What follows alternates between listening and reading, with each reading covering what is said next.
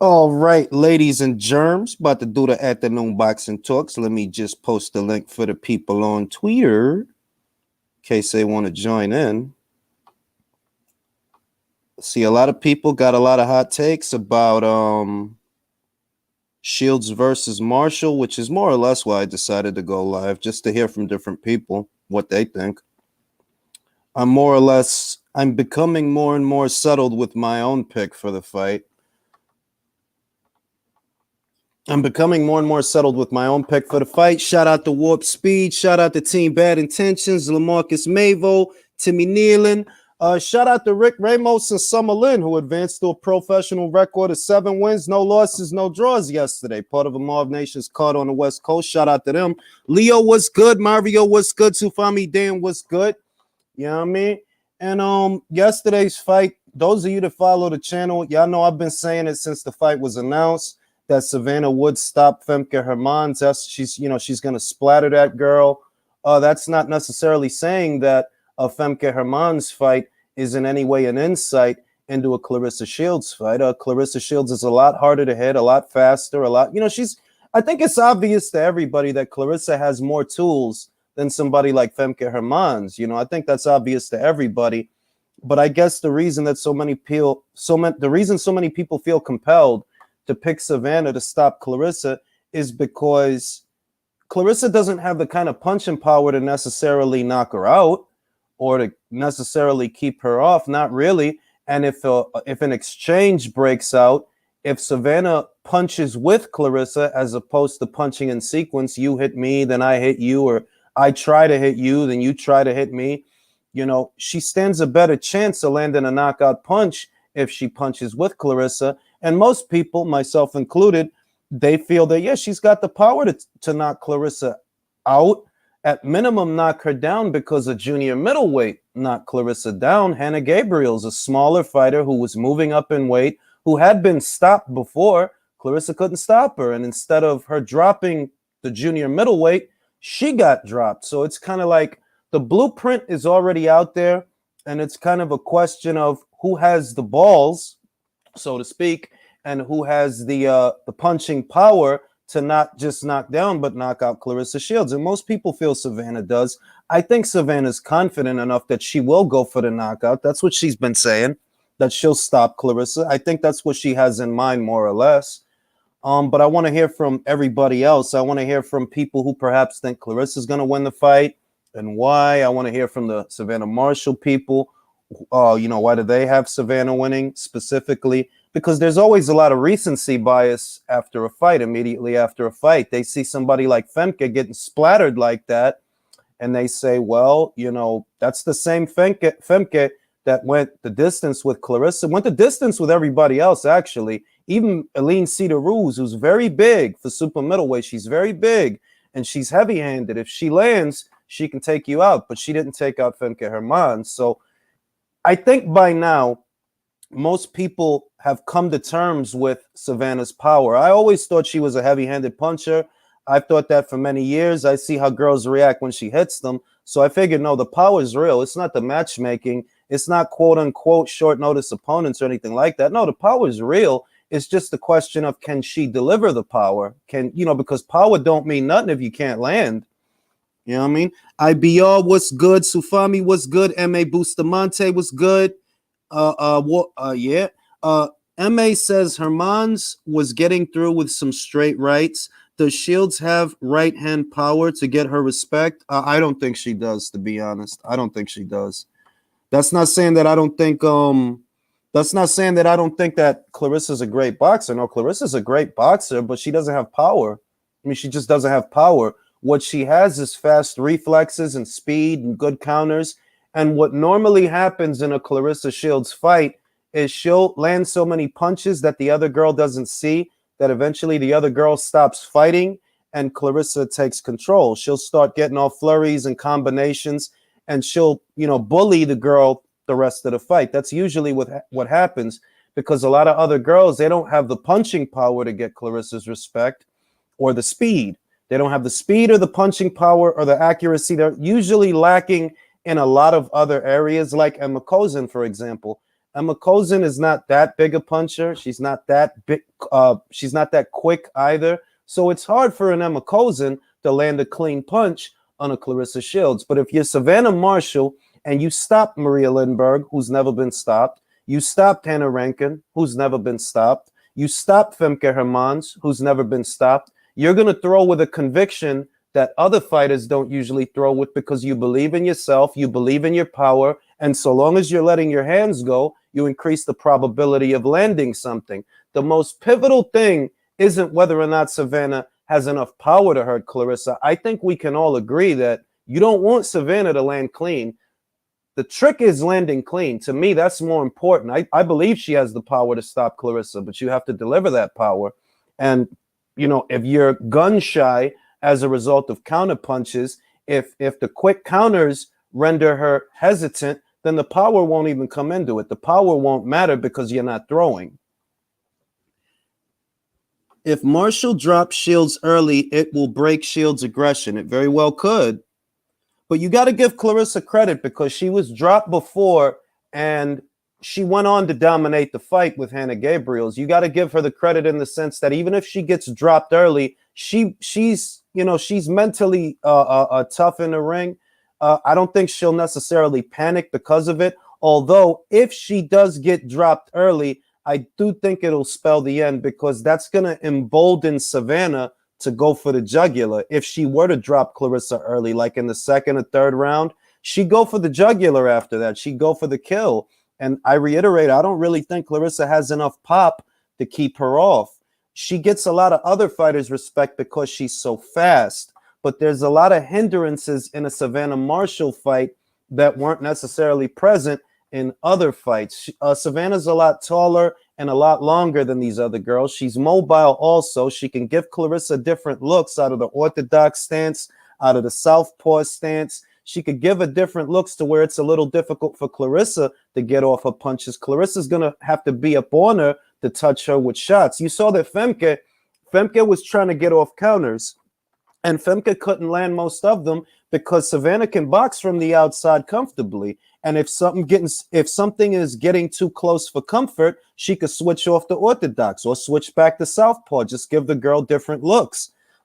Change levels. Maybe you land some punches downstairs, because I saw Savannah in the early rounds, in the first round, I saw that she landed some shots downstairs. And it's not a lot of tall fighters that could land body shots, straight body shots, and be as fluid as Savannah. That it's just part of the combination, going through the motions, head punches, body punches, that she didn't even need to be close to Femke to get off a shot to the body. So, have her wondering, what's she going to throw next? What's she going to do next?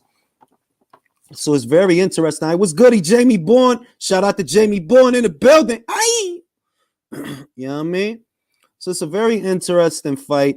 And I want to post the link to get some opinions on the fight, but I don't want to have 10 people trying to talk at the same time. So if you click the link, let the other people talk, please. Don't cut anybody off mid-sentence. And yeah, man, we'll see. Willie Lynch believes Shields will win a unanimous decision. We'll see. Interesting fight. I'm not counting Shields out. It's just that I am starting to lean more towards Savannah, because the way I see it, if Clarissa lands a punch, Savannah has dog in her. You understand? She's the kind of fighter that if you land something, she's going to want to get it back. Like what we see from Terrence Crawford, a lot of real elite level fighters, they're going to want that hit back. Savannah's that kind of fighter. So let's say Clarissa lands a clean counter to Savannah. Savannah's going to come back. She's going to want that back. They're going to end up in an exchange. And if they end up in an exchange and Savannah is punching with Clarissa, there's a high probability she hurts Clarissa in the exchange, because that's where she's vulnerable. Hey, what's goody, Jay? What's goody, Napoli? Yo. Nothing much. So I'm gonna just start with Jay. Jay, as quickly as you can, how do you feel about Shields versus Marshall? Who do you think wins that fight?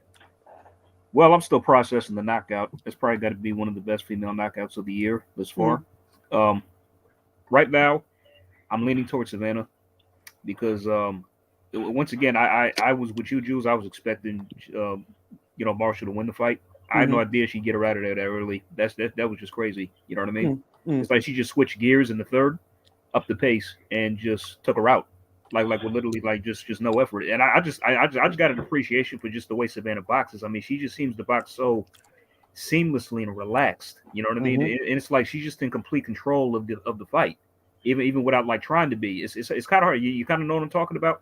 You know Well, what I'm saying? yeah, I mean, because she's like, what I like about Savannah is she's very poised. It doesn't matter who's in the ring. She's very poised. She always looks the punches. What I like about her is a quality that I used to see in Larry Holmes. Not saying that she boxes like Larry, but one of the things you notice about Larry is his jab just flowed. It wasn't tense. It wasn't stiff. It just flowed. The jab just flowed out of either hand. Her jab just flows, whether she's fighting orthodox or southpaw. Jab just flows, and that's a quality you like to see in a fighter because it goes back to that old saying: you don't have to throw hard to land hard. You don't got to be all stiff and tight and tense to land a hard punch, especially if you're Savannah, who I think she's got power in both hands. She has power in either backhand, regardless of which stance she's fighting out of. If she's fighting southpaw, she has power in the straight left hand. If she's fighting orthodox, she has power in the straight right hand.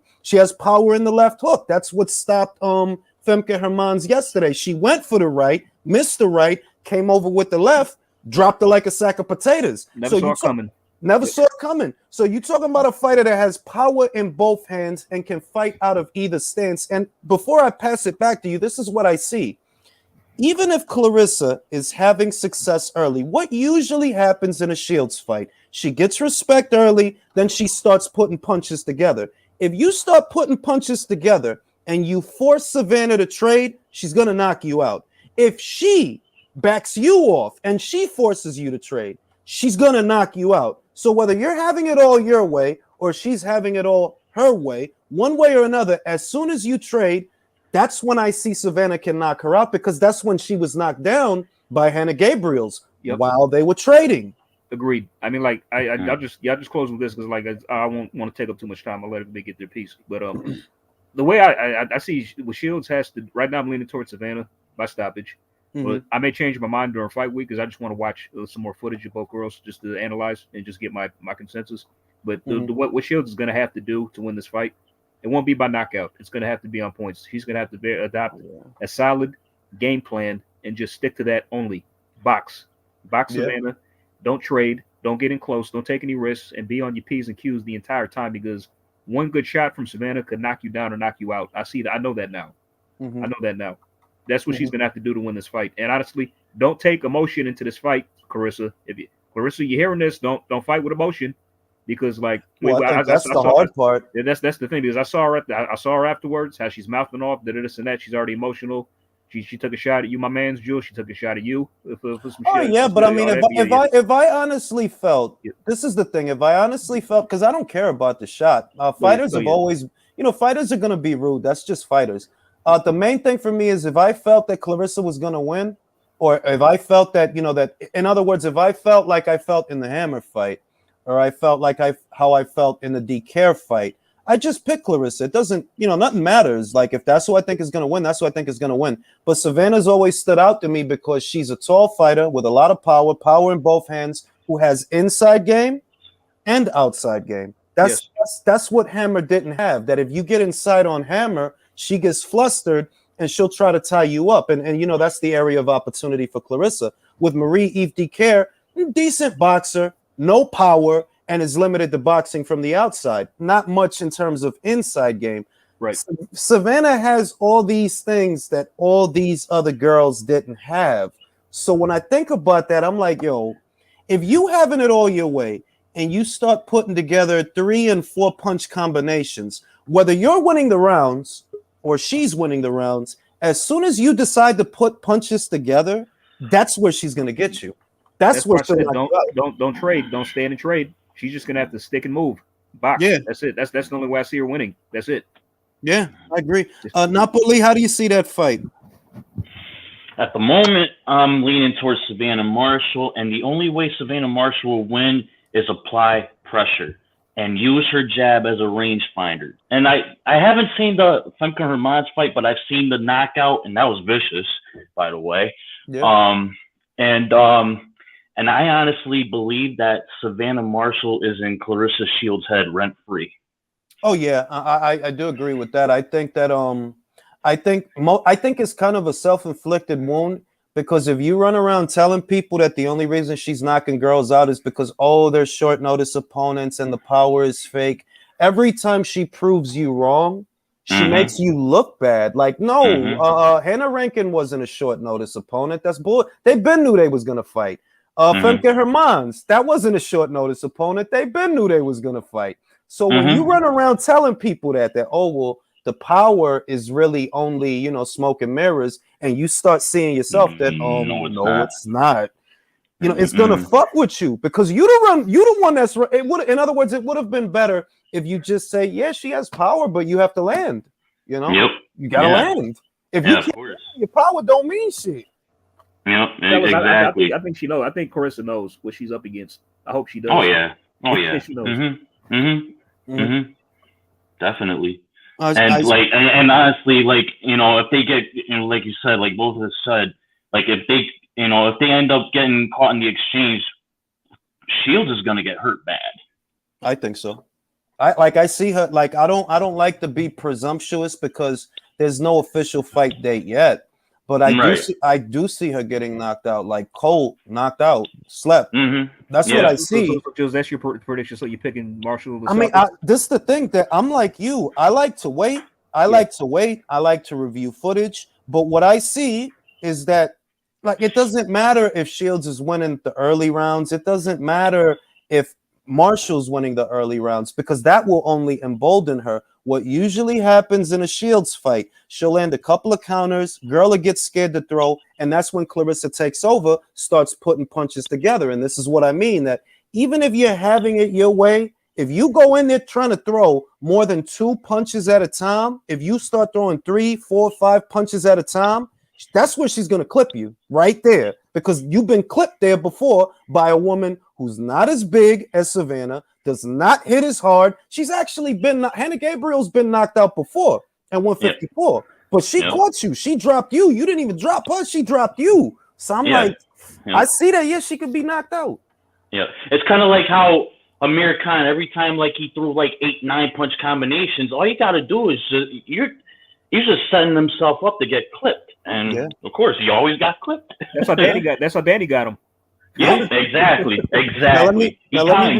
Now let me read these 2 super chats. Concussive left hook, Shields tall order. D Style says martial law. Yeah, that's the order of the day. Leo, did you see the knockout? Did you see the fight?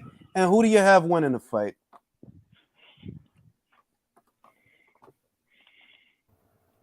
I agree with Leo. He makes a good point. It's a very good point. Valid point. My microphone was off. All right. I saw. I didn't know this. I saw the highlights. I didn't expect to knock out Femke Hermans so early in the 3rd round. Look, this shouldn't be a 50-50 fight in the way we see it. A 2 times undisputed champion shouldn't be fighting like it's let's say it's a prospect in comparison if you look at the accomplishment. But Clarissa, it's not like she took the easy way to be undisputed, but it was all that she got. 2, 3 champions, and she got undisputed, a vacant title. Okay. Yeah. So I have a different opinion about the knockdown that Clarissa Shields suffered. I don't think it's something like his shin is, because there is a bunch of fighters, female and male fighters, that fight like nobody can hurt them. They do.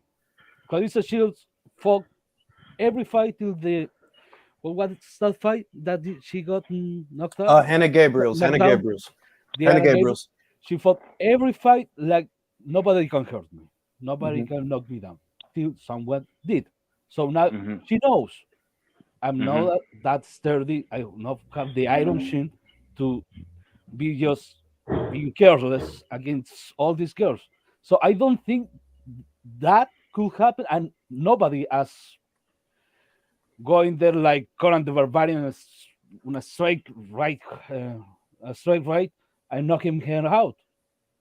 Es que también, Leo, yo no me imagino que ella, tú sabes lo que yo veo, que she's going to go to the body on Shields. She's probably going to go to the body early to get Shields to drop her hands because she can. And she can do it out of either the orthodox or southpaw stance. The main thing, like, Peter Fury is a good trainer. That's what I see. Like, he's a good trainer. He's smart. And I actually think Peter Fury's better for Savannah than John David Jackson has been for Clarissa. Because she hasn't broken out of that amateur style. She literally hasn't. She still fights like she's like in the Olympics or some shit. Like this is not for points. Like, you're supposed to be piling up damage. One thing that people don't notice about Clarissa, but if you've seen a lot of amateur boxing, she doesn't she's not picking her punches. She's just, she'll pick the counters, and then once the girls stop throwing, she'll just go crazy with the combinations. Like, no, pick your punches, try to break the guard. Don't just throw because the girl's, covering up. Pick your punches, try to get her to drop her hands, go to the body, drops her hands, go to the head. She just throws whatever she can. She doesn't really set anything up. She just waits and throws. I think Marshall can get it from distance, especially because she has long range power. So Clarissa backing up. It reminds me of Triple G in a way where he had long power. So his thing was he'd keep you at distance, and when you back up, you're actually playing into his hands because he has the footwork to follow you. If Marshall can be near, if she can just keep up with Clarissa, hit her low, like you said, for many rounds, just keep jabbing to the body, man. Jab to the body early and bring over the dude. If she hits her with that hook, this is the main thing. We're banking on. We're I was banking impressed, on. man. Look, we're common folk, right? Everybody, whoever's got all that background noise, mute your mic. We're common folk, but even I can tell you that you're not just going to land clean punches on Clarissa's head. She knows how to stay off center, and she doesn't have to, she doesn't use broad strokes to stay off center. She's actually really good. You got to give her credit for that. It's a subtle movement for her to get out of the way of a punch or to slip a punch. She's good at that. So Peter Fury has to know that. And you know what? If you can't hit her head, you either jab at her chest or you go for the body. You go for the body. Peter has to know that. The chest is perfect, man. Exactly what I was thinking. Area, perfect, right towards the torso area. She won't see that hook coming over. Yeah, and I saw yesterday that when she was in the first round, she was they're starting off, they're filling each other out, and I saw Savannah. She put a straight right in Femke's midsection and tried for I think 1 or 2 jabs to her midsection. I'm like, see, the girl's smart. Because most tall fighters ain't gonna do that. Most tall fighters, they headhunt. They just try to land head punches. Yeah. So what I see with Clarissa is as long as Savannah is aware that look, you're not just gonna land any old fucking punch on her head, go to her body. Her body, she can move her head, but she can't move her whole goddamn torso. Go for the body. And then once she drop her hands, then you go for the head punches. Yep. Keep tapping that jab to her chest. You're eventually gonna slow down. Yeah. So Isan, who do you have winning the fight? I got Savannah by a late stoppage or unanimous decision because I think she's gonna catch Clarissa and she's gonna drop her at least a couple times. And I think she can be active enough to where she can get the nod on those UK cards, man. The way she fights, the mesh of styles, the way Clarissa backs up so much and everything too. Savannah can get a decision with a couple knockdowns, I think. Another question, Shields loses this fight, and I think we're getting way ahead of ourselves, even anticipating that she will lose the fight. But just for conversation, Isan, if Clarissa loses this fight, where does she go from there? She retires. You think she'd retire off of that? Yep. I think she's gonna get knocked out bad. One at a time. Go ahead. Say it again, Isan. Say it again, Isan. Oh, I said my bad. I said I think if she gets knocked out, yes. Because I think if she gets knocked out, it's gonna be an embarrassment. It's gonna be brutal fashion. Let me go she doesn't have the kind of she's egotistical. So you break her ego, man, she might be done. Look what happened when she lost in MMA, man. She look what people were saying about her. Imagine what happens with boxing, bro, when that ego is broken. Dude, she's a fighter and she's a proud fighter, so the mental aspect is there. No, that is true. I mean, it's one thing to lose in the octagon when you know you're a novice and everybody knows you're a novice. You can shake that off. Mm-hmm. But when you pride yourself on your boxing, if you get smoked, it's a little harder to recover. Napoli, where does she go if she lose? Where does she go if she does get knocked out? What does she do? All right, peep this. I look at Clarissa Shields in the same light as Deontay Wilder. Huge egos. And you know the saying, the bigger the ego, the harder they fall. If she loses badly, which I have a feeling she will, it's gonna be a hard pill to swallow for Shields. Let me go to Leo. Leo, if she loses the fight, where does she go from there? She might switch to MMA, full time. Permanently. Yeah, after a year of inactivity, maybe he switches to MMA. He fights in some undercards and some smart promotional companies, and talk to Dana White, and try to get a UFC. Let me answer this question from D Styles. D Styles, let's say that Savannah, she knocks out Clarissa Shields, becomes the middleweight division's undisputed champion. There's lots of fights actually for her. She could have a fight with Christina Hammer. She could have a fight at 168 with the winner of Franchon Cruz versus Aline Cedar-Ruz. She could fight that American girl, Jadeja Green. There's actually fights. Don't get it twisted. There's some fights. It's not a lot of fights. It's not as many as you get at 118 or 122 pounds, but there's definitely fights beyond a Clarissa Shields fight. There are fights. So that's more than likely who she would fight if she were to knock out Clarissa. Now I'm gonna go to Jay. Jay, if Savannah knocks out Clarissa, where does Clarissa go from there? I honestly don't really I don't like how the headspace she's probably going to be in, because I'm pretty much in unanimous agreement with most of everybody else who said so already, because judging by Clarissa's how she acts, her attitude, her ego, her brash personality, depending on if she loses and how bad she loses, we could see a Wilder 3.0, I think. Yeah, it's like more or less. And honestly, it's I'm a Leo. She might go back to MMA. She might take a while off. I don't think she should retire. I mean, because she's still young, and one loss isn't the end of the world. She can come back after that. But I think it's going to be a hard fall from grace from her if she loses, and how bad she does. I tend to agree with that, because it's the ego. The ego is the main thing. Like, for example, let's say Clarissa got knocked out and she lost, and Savannah becomes undisputed champion. That doesn't have to be the end of Clarissa's career. Like, it really doesn't. Like, you could go back up to 168 and fight the winner of Franchon Cruz versus Aline Cedar-Ruz. You could do that. You know what I mean? Like, you could have a rematch with Hannah Gabriels for one of her belts. It's a lot of other fights out there. A few, not even a lot, but there's other fights out there.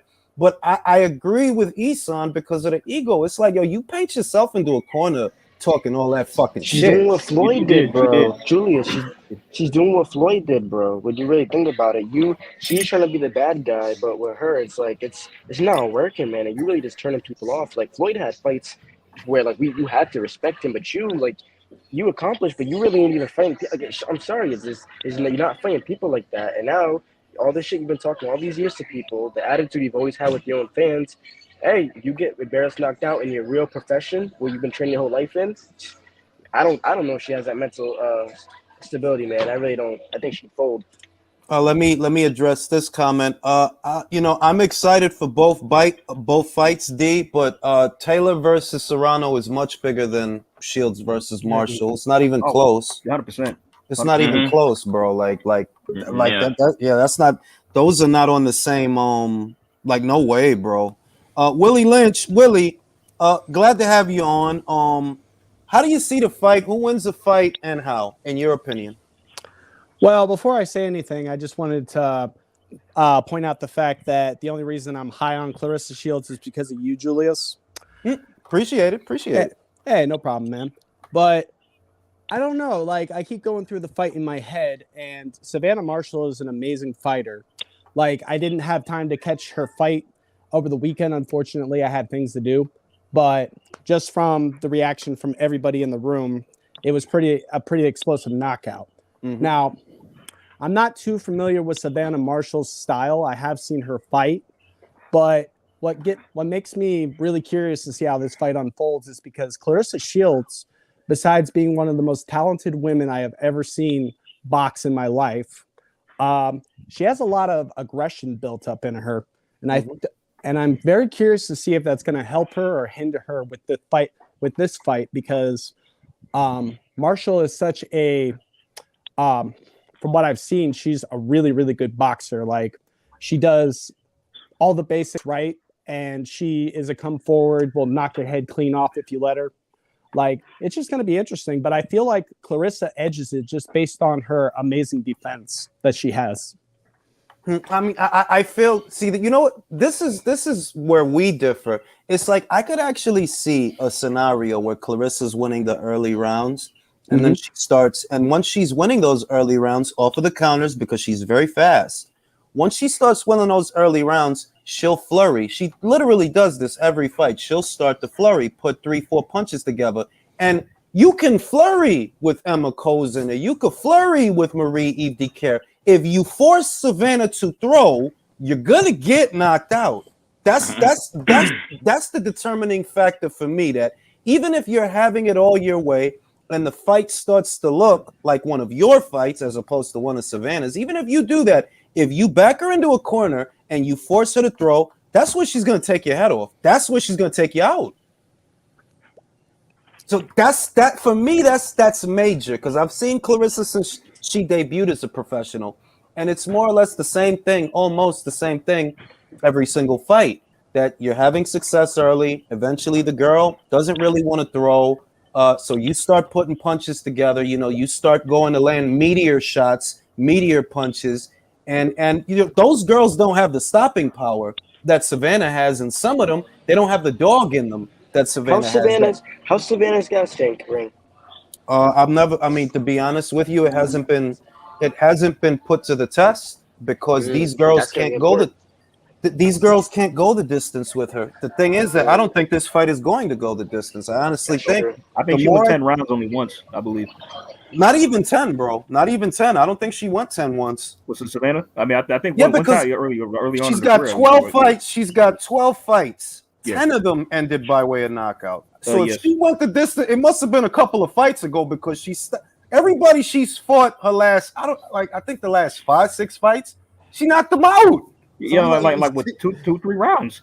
Yeah, so I don't know, B. I don't know, man. It's a good fight. It's like you get the sense, like, just the girl might stay in there, right? But then Savannah's like, nope, you're not, and just stops the fight with one punch. Yeah, that's the main thing for me, that even though I think that Claressa, like, remember, it did take her 7 rounds to get Hannah Rankin out of there. It did take 7 rounds. So it's like Ison's prediction sounds like the most accurate. That no, she'll take her out, but it'll be late. She'll take her out, and it might be 1 or 2 knockdowns en route to that knockout. Stabs to the body. Stabs to the body. Nothing sets up a headshot of body punches like a stab to the body, because what you like, their touch jabs are good enough, because it's like, Ison, your signal going in and out.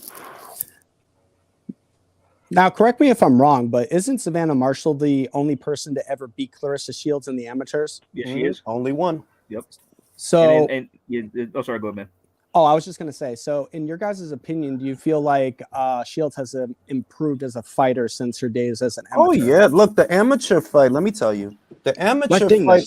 Hold on. The thing about the amateur fight is that it doesn't matter. The amateurs are the amateurs. The only relevance of that amateur fight is that it gives her a mental edge, in some ways. Like Artur Beterbiev and Alexander Vozdik fought in the amateurs, for example. Obviously, they were very young and they improved afterwards when they turned pro. But it's the mental aspect of like, I fucked you up before. I'll fuck you up again. It's that kind of thing. It's not even how I beat you. It's that I could say, I beat you before. I'll beat you again. I'm fighting the same girls you fighting, and I'm knocking their ass out quick. you going 10 rounds with their Yo, Shield looked pressed, bro. She looked pressed afterwards. Nah, was it just me? It's like similar. I'm in agreement. She did too, and like it's funny because like Will brought up an interesting point. Like Savannah Marshall's the only person to beat her, right? I think Shields hasn't got over that after all this time. It's still bothered. It's still a heavy burden in her. I think if people didn't keep lording it. See, this is the thing. I think she let people make it a thing in a manner of speaking. Like people lorded it over her. If people just had the attitude towards it, like the attitude that I have, that what happens in the amateurs is not the pros, bro. You got amateurs that they were great amateurs and they suck as pros. So amateur boxing ain't like fuck all that. But because people kept bringing it up for since 2016, they've been bringing that shit up, bro. Since 2016. She beat you, right? She beat you in the amateur. You know what I'm saying? Every fucking year, every fucking fight. It's like they turned it into like a pain in the ass. They're like, oh, it's a pain in the ass. They're not never going to shut the fuck up about this. And they just not until I beat her, they just not never going to shut the fuck up about this. But overall, they was, Clarissa was 17 when they fought. Like, come on, like, so I don't think much of the fight.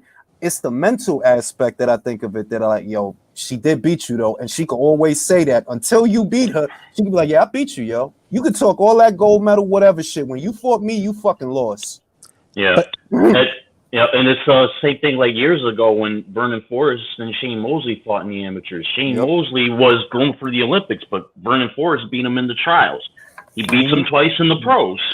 Ran him over pretty much. Yeah, because sometimes it's like I don't really. It's like sparring stories almost. I don't know how many sparring partners the guy had that day. I don't know what the circumstances were. When you hear sparring stories, so I don't have a lot of stock in them. And the same applies to the amateur fights. The only aspect of it that kind of sticks to me is the mental aspect, if there is a mental aspect. And with this, because she's so emotional, Big Daddy Bunce was hyping her up. Like, I don't know if y'all seen that interview.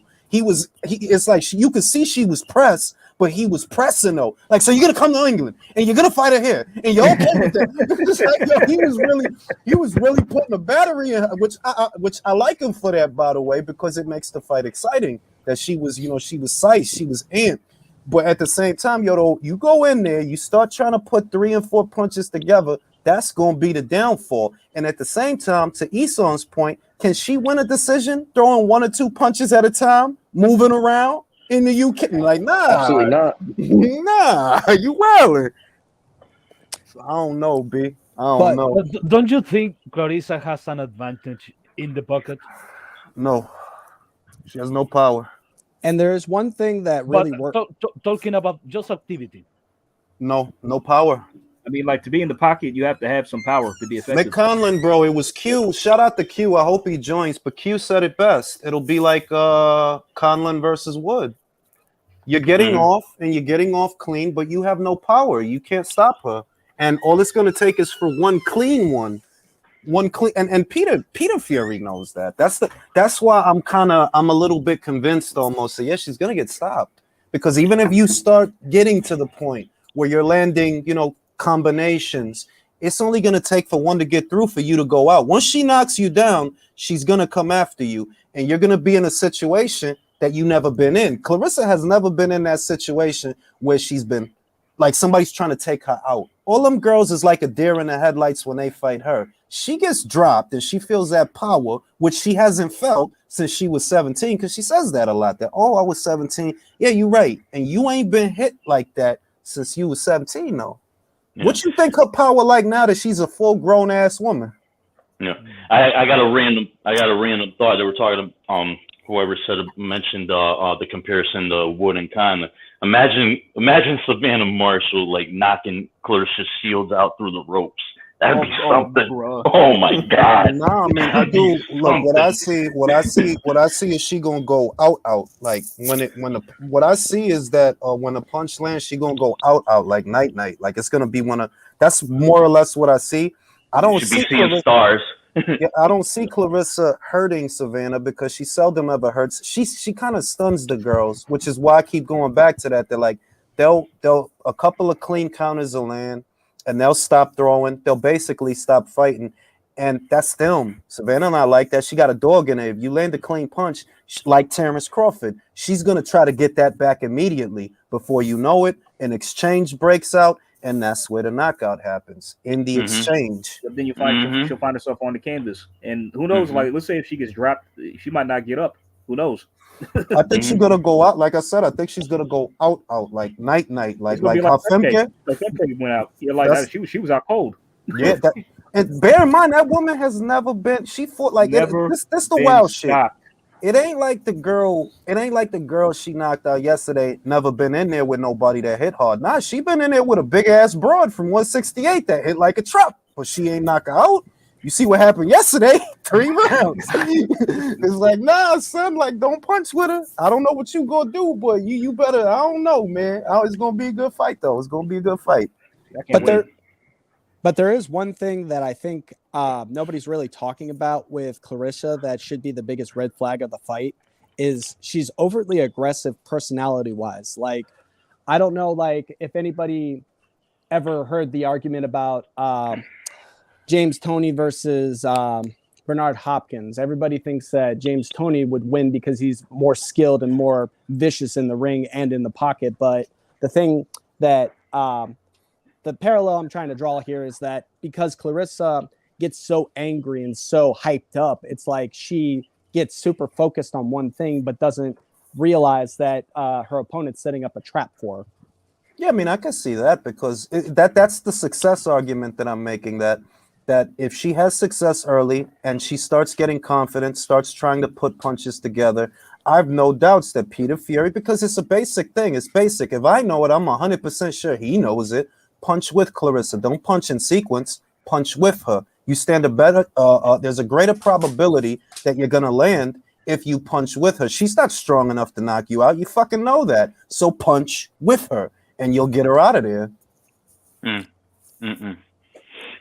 Would you say it's because of Clarissa's reach why she's not so good on the inside in the pocket? I would say it's more because she hasn't transitioned from an amateur style to a pro style. She still fights like an amateur. She's still flurrying. Like I remember there was a fight, the fight she had with Ivana Habazin, right? Andre Ward was ringside, and she scored a knockdown in that fight. She actually scored a knockdown, not a knockout, but a knockdown. Why was that? Because Andre Ward was shouting from ringside, pick your punches, go to the body. Don't just throw, go to the body. And she listened to him, and she actually scored a knockdown. Like, the funniest thing about her is I think that she could have decent power, even though she doesn't have a lot of knockouts, and she doesn't seem to have much power. But the reason the reason it looks like she doesn't have power is because she flurries. She's not picking the punches. She's just flurrying. Like, you just throwing a lot of shit because you fast enough to get away with it. And that's not gonna work with everybody, man. Like, that shit ain't gonna work with everybody now. That's true. Like, if she used punch selection effectively, then she would get respect from her opponents for her power or pop, you know. So yeah, I think if she picked her punches more, like, I don't think that she focuses, like, it's like she does it early and then abandons it, and more so I think it's a habit now. Because that's how most of her fights go. She'll land a couple of counters, girl will get gun shy, stop throwing, start surviving, and then she'll go in there 3-4 punch combination. That's not going to work with this one. You know what I mean? And when she hits you, that's the other thing. We're banking on her not getting hit with hard shots for 10 rounds. Nah, something going to get through. Something going to get through. Impossible. Yeah, something's gonna happen. Something's got to give. Something's gonna land. Like, because Clarissa's not gonna win by way of knockout. Nah, you don't be winning fights by way of knockout. So at minimum, fight. If it's in your favor, you trying to go the distance. You trying to. And nah, I don't see it going the distance. I see, she's gonna get splattered. That's more or less what I see. Has her chin been tested at all? Yes. And she got dropped. She got dropped. Got dropped by a junior middleweight that moved up to middleweight. This is what I mean.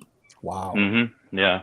Yep. I'm not gonna say she's chinny. I don't know. I like that. I think that would be too much to say that she's chinny. But we have to say, listen, you got dropped by a girl that you bigger than, that moved up in weight for you. She dropped you. So what's a girl bigger than you gonna do to you? That is a good point. You know what I'm saying? So I mean, I'm pretty much settled on that. Now we got to talk about the Triple G fight and everybody's attitudes towards that fight, because that fight is next week. For those that don't know, you got to get up early in the morning for that one. Go to your DAZN app, because that's where it's going to be in this part of the world. It's going to be on DAZN, and it's going to be in Japan time. So you got to get up really fucking early for this fight. But I'm gonna start with Jay. Jay, what's your attitude towards the fight? It's mixed, to be honest. I kind of half care about the fight and I half don't. I mean, just a couple questions. I mean, so like, as I looked up the times, so it's going to be on Amazon Prime or the Zone for us in the States. It's going to be on the Zone for us in the States. It's only Amazon Prime in Japan. God. Okay, that's what I figured. Okay, cool, sweet. I mean, but yeah, I don't know. I mean, Golovkin should win, because he's my obvious pick. But I don't know. I'm not too sure, because he's been inactive, but I'm not sure what kind of stage or level he's at, because he just turned 40. So, I'm going with him to win, more or less. Hopefully, he wins and he gets to get knocked out by Canelo in September. Yeah, Canelo can retire into sunset. So that's my take on it. Let me read the super chat. Pull check says plus Marshall can get you out with I mean, it's power in both hands. That's the shit I was talking about earlier. Napoli attitude towards Golovkin versus Murata. I mean, as a fight fan, I'll still watch it. You know what I mean? Like, it's a good fight. I believe Triple G is gonna. I believe Triple G will stop Murata later rounds, but yeah, they're both like up there in age, especially Triple G. He's accomplished enough that he should eventually retire by the end of this year. Yeah. I mean, I could see that if he beats Murata, then loses to Canelo, which I think Canelo's going to stop him. I've been saying that for a while. That I think that Canelo will stop him in the third fight. And if he gets stopped for the first time in his career, after those two paydays, he already got two huge paydays with Canelo, plus a smaller payday with Danny Jacobs, plus all the money he made at the Zone. They gave a man $14 million for Steve Rolls, another 14 for fucking Sergey. Whatever he made with Zeremata, which I don't think was 14, but I do think he got at least 5 or 6. He got 7. I looked at 7. Yes, and if you think about that, 7, that's fucking crazy, bro. It's nuts, bro. You think a guy like that, if he get knocked out by Canelo in the third fight, he's gonna get the fuck out of here, bro. He's gonna get out of here. Wait a minute. I think his DAZN contract is up, because so this is the 4th fight with Murata. Then he'll wait. How much fights does he have left? He has 3 fights. No, he has 3 more. Oh, 3. Okay, he has 3 fights. It was a 6-fight. Yeah, it was a 6-fight deal. He had the Rolls fight, the Derevyanchenko fight, the Zeremata fight was the 3rd one. It's still 3 fights, and then the Canelo fight. So then I have 1 more after that. So if he has 1 more, he might decide he doesn't want to have that one. And bro, this is me. I'm getting the fuck out. I'm getting the fuck out of here, bro. Like, I don't need money. Then, like, if he hangs him up the Zone and be like, oh, thank God, we ain't got to pay him no more. Golovkin set for life. You know what I mean? Yeah. Lady Chan in the building. Lady Chan says Japan ahead of the UK. I'm lost. Triple G wins. Yeah, I think that's how most people feel. I kind of like the idea of Triple G losing, because it upsets the established order. Like if Triple G loses, well, no Canelo trilogy. Canelo said, Eddie Reynoso said on behalf of Canelo, that if Golovkin loses and that doesn't work out, he'll look to fight the winner of Better Beat Smith, and I'm okay with that. Like, I hope he does. I hope he does. Yeah, with that shit, like, get that in December. Come on, man. Yeah, like, I ain't shit. Ain't no bad choices as far as I'm concerned. But let me go to Leo. Leo, your attitude towards Triple G versus Golovkin. Just what's your attitude towards that fight?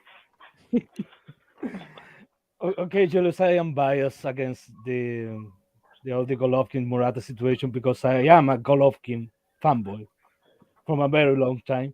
So I'm always happy to see Golovkin fights. So I'm gonna see it. I'm gonna enjoy it. I'm not that emotionally invested that from seeing an upset against Murata, I'm gonna be heartbroken. No, I understand Golovkin might retire at the end of this year. He's been inactive. Has been looking bad. Yeah, but it's a good fight. But it's a good fight. It's a good fight. For me, it's the same sentiment that comes to me when I'm talking about Golovkin versus Murata. It's the same sentiment to the Spence versus Ugas. They are champions, yeah. They have belts, but are they really the best? Are they? Are they? All these other guys, they are been waiting for them. Are they really the best? So it's like, okay, it's gonna be entertainment, but not nothing else. Let me read the super chat. In Murata, we trust. Please, boxing gods. Let me say this. I'm kind of with Leo that I know that the fight, as far as the aesthetic of the fight, it's gonna be fun. That much I know. Like they're action guys. Murata's an action guy. Every fight he's in is an action fight. Golovkin is an action guy. So if you throw them both in a pot, yeah, you're gonna get a fun fight. So I'm not against the fight. I like that the fight is a unification match. I like that also. I think that's great. I think it's a goddamn shame that at 40 years old, Golovkin is the only one unifying anything in the middleweight division. When you had two young guys right there that should have fought, but you know that's fucking boxing. It is what it is. But at the same time, the only thing about this fight that I don't like is that you could have fought Andre, bro. I don't want to hear it. You could have fought Andre. You didn't fight all of last year. Charlo, I don't even think Charlo really wants the Golovkin fight. I think he just likes saying his name. But Andre, he wanted the fucking fight. And you're both the zone fighters. So I'm mad that we didn't get that. I'm mad we getting Andre versus Parker instead of Andre versus Golovkin. It is what it is. But still, Murata's a good fight. It is a good fight. Like, it's going to be fun, and somebody's going to go to the hospital. So I like that. That's why, like, I'm half mad about it. That's why I said I kind of half don't care, because, like, you could have fought Andre late. You really could have. That fight would have been hard to make it all. No, it wouldn't have. They're both his own fighters. Yeah. Let me say something. But with Murata being out of the ring for 2 years, I have a feeling he really doesn't have a chance. But you never know. That's all I gotta say. I'll say I'm kind of with you, but also the fact that he's taking the fight, taking the fucking fight. You know what I mean? Like he figures, yeah, I'm inactive, but so is he. He's been in more wars than me. I'm about 4 or 5 years younger than him. So we're both close to even terrain. You're just older and you have more battle scars. So maybe if I press you and I press you early, I can surprise you if I press you. You know what I mean? Because it's a great fight visually. Yeah, of course. Fight visually, like somebody's going to the hospital. Like somebody is tomorrow. The next day. And that whole Saturday is nothing but fucking fights. That whole fucking Saturday, crying Ryan Garcia. He's gonna be crying up a storm. Yep. In the West. I honestly believe To-Go wins. Sam. I got To-Go for the upset. I got To-Go for the upset too. We'll see. To-Go's not very good. He's not very spectacular. He's solid. So, Isan, attitude towards the fight. I mean, I'm in agreement with most of what you guys saying. My only problem with the fight is like you didn't need to sit this whole year out to have it. And I understand you were negotiating with Munguia early in the year. It didn't work out. Okay, I'll give you a little bit of that. But summertime, you could have had a fight, and then Murata in December. It's the last day of the year. You have your fight. You can fit 2 fights in, but I mean, it is what it is. Besides that, I'm actually really. I mean, you know me. I've been talking about this fight like heavily for a while. I'm excited for the actual fight because Murata, he's bringing the action, and so is Triple G. And what's making it even more exciting is Triple G could lose. Damn, that's gonna be some shit. Some good shit, man. Just a possibility. Just the possibility of old Triple G getting beat up by Murata Japan, it just fucking blows my mind, bro. I like look. I like upsets. Over the years, I've grown to appreciate a good upset because boxing is boring when everything goes according to the script that Golovkin is supposed to win. No, what if he gets fucking stretched? What if what if he gets? That's some dope shit. So I'm not against that. I'd be a little. I'm not gonna lie. I like Triple G a lot too, like Leo said. But damn, that's some good shit to see. Yeah, but think about it this way. Think about it this way, Isan. The main reason that I wanted Bivol, and I like Canelo, you know what I mean? But the main reason I wanted Bivol to get the fight is because I like his character and I like his headspace. He's not just fighting for a check. He genuinely believes he can win. When I see him talk about the fight, that's the type of dude I see. So I wouldn't want Canelo to be upset by Bivol per se. I would not rejoice, but man, oh man, is that entertainment? That's some shit. Like, yo, this dude just beat Canelo, yo. Y'all You know see what I'm his saying? interview? Y'all see his interview earlier today where he was saying? Yeah, Yeah, man. He has that Triple G mentality, and he's been the only one since then to have that kind of mentality where, like, no, I want this fight. Like, we all know Triple G's become more of a businessman, but back then, he wanted that fight for the right reasons, where today a lot of guys want it just because. Yeah, like, they just want the check, bro. They not fighting to win. Like, what's the point in fight? Like, motherfuckers really sit there and act like they would put money down on Charlo. No, you wouldn't. You wouldn't put no money down on fucking Charlo. You talked all that extra shit about how Plant was gonna beat him just so you could turn around and act like Plant ain't shit. Your word don't mean shit when that's how you conduct yourself. So I don't give a shit about a Charlo. I don't give a shit about a Benavidez. I don't care. Now let me tell my hold on, wait. Let me tell my son to shut up.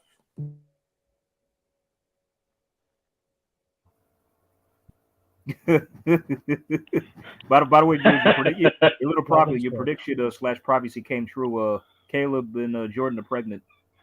Oh, but Jay, thank you for saying that, because I'm so glad that you remembered that I said that after you make all that money with Canelo, if it's me, the next thing I'm doing is I'm not pulling out. I'm leaving it like, I got all these millions, plus all kinds of carefree nuts. Like, bro, I got the bread. I just put Canelo. And congratulations to them. You know what I'm saying? Yeah, congrats. Yeah, congratulations to Caleb and Jordan, man. They're gonna be let great parents. Let me interject. Okay, if Ryota Murata's already a polarizing figure in Japan, if he beats Triple G, they're probably gonna have to build a shrine for him. If he beats Triple G, listen, this is the good part. Now, nobody say nothing, mute your mics. This is the good thing. If Ryota Murata beats Triple G in Japan, this is the silver lining. Who do you think is going to avenge their countryman's loss? Janibek. Janibek Alimhanalai. Who's set to become this division's newly crowned? Because Danny Dignam ain't winning that fucking who's fight. with Bob Arum? Who's with Bob Arum too? Thank you, Isan. Do you see why I don't get upset? Yeah. I don't get upset at ups. No, that opens a new door. I might take Janibek in that one too. I'll take Yanni. I'm sure Yanni Beck would stop. I'm 100% sure Yanni Beck would stop Murata. And if Murata proves me wrong, guess what? We got to big up Murata, y'all. It's a bad motherfucker. Like, yo, he Cossacks like it ain't shit. Yeah. I ain't mad at that at all. The Kazakh assassin, if it happens. Triple G Murata is gonna be a Godzilla movie. Triple G TKO 11. Yeah, like the beautiful thing is, right now, and I wanted to do a video on it, so I'm not gonna say too much. Right now, Yanni Beck is already calling out Jermall Charlo. Everybody on this panel knows he's not going to get that fight. So let's say next week, on Saturday morning, let's say Golovkin loses. Bro, Yanni Beck is all over that. Like, oh, you beat my idol. Oh, I got to see you. Like, no, we got to do this. And I'll take it. it. But you know what, Julius? You're wrong about one thing. I would put money on Charlo. I would put money on Charlo getting knocked the fuck out. Oh yeah,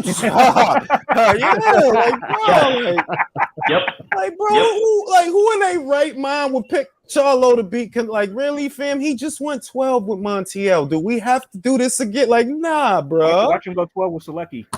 Fuck around.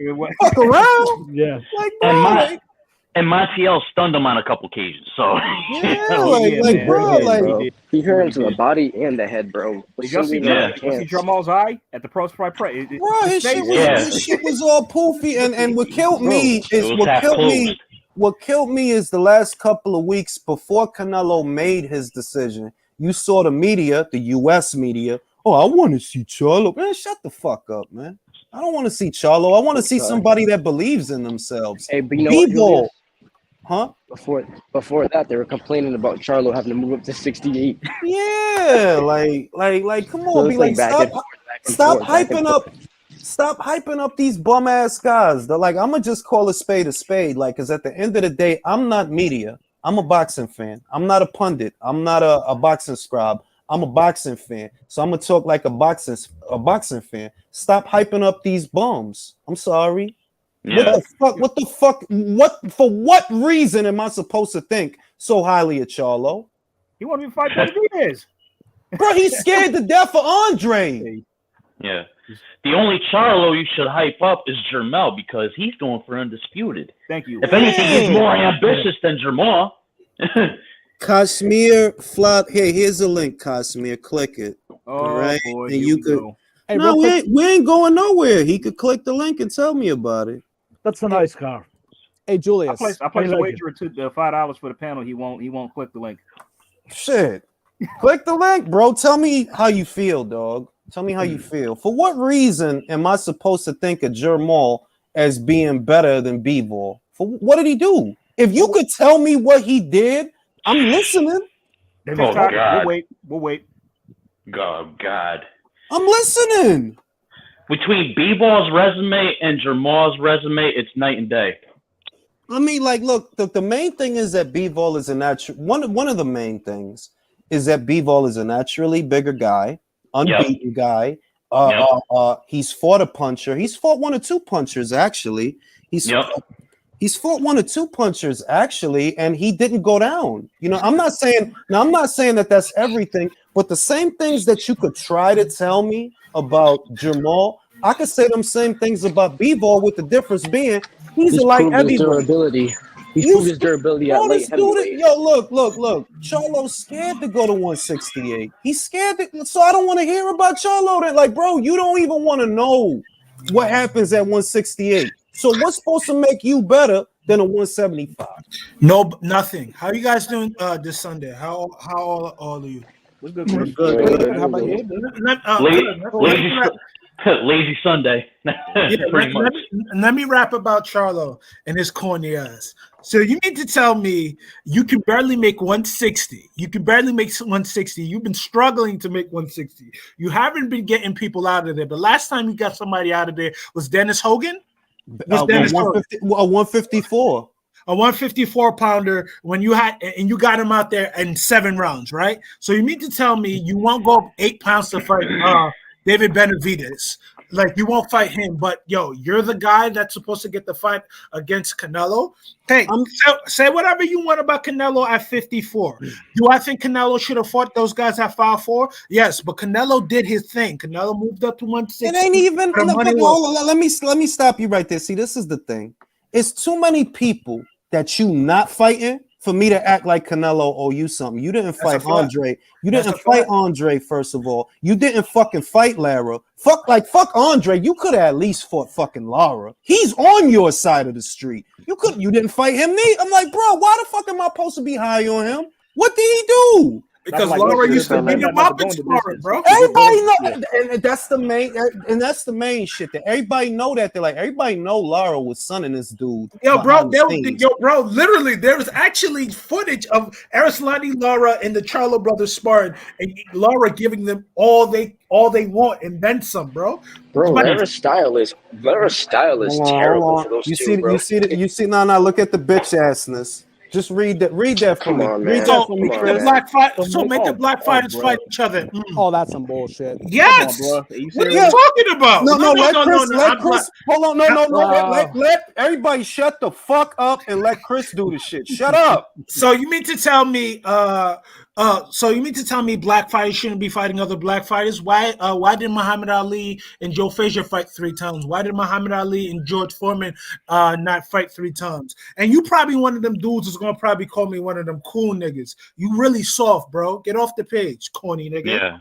Yeah, exactly. No, because I don't like dudes like that, because people can't keep it objective. And Julius always keeps it objective. So it's corny dudes like you who out here with the number 21 on. Let me tell you this. Emmett Smith wouldn't piss on you if you weren't on fire. Hold on. Now he's saying he don't have a problem with them fighting each other. Which fucking one is it, bro? Can I talk? Go ahead, Chris. Casimir Float Spence. Get off the stream, bro. Yo, there's a plethora of entertainment that could be stimulating you, but you want to inconvenience us? Get off the stream. All right, let me change the shit. Like Casimir, go on boxing ego, motherfucker. No. We ain't got to do all that extra shit for this guy. Like I click the link, bro. Fuck all that. Click the link. That's how he wouldn't click. I told you his ass wouldn't click. Just click the link. And I will clear out everybody just so that he can join. Don't clip me out. I actually wanted to talk about Savannah Marshall, bro. We'll mute our mics. We'll mute our mics. Come on, Cashmere. Bring it.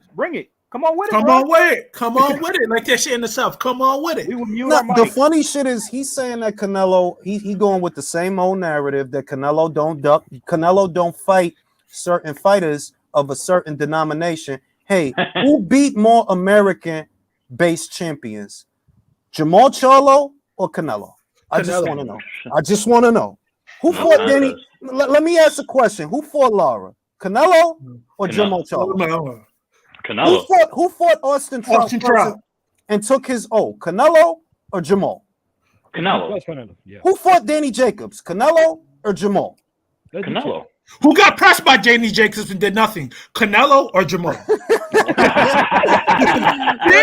According to bro, these people be so corny. Nah. Let me do it. Let me do it. Like you want us to support the chicken shit fighters that you like, and that's not gonna happen, bro. Like I'm sorry. Like I don't care about none of your agendas and none of your whatever you got going on. The world don't care, bro.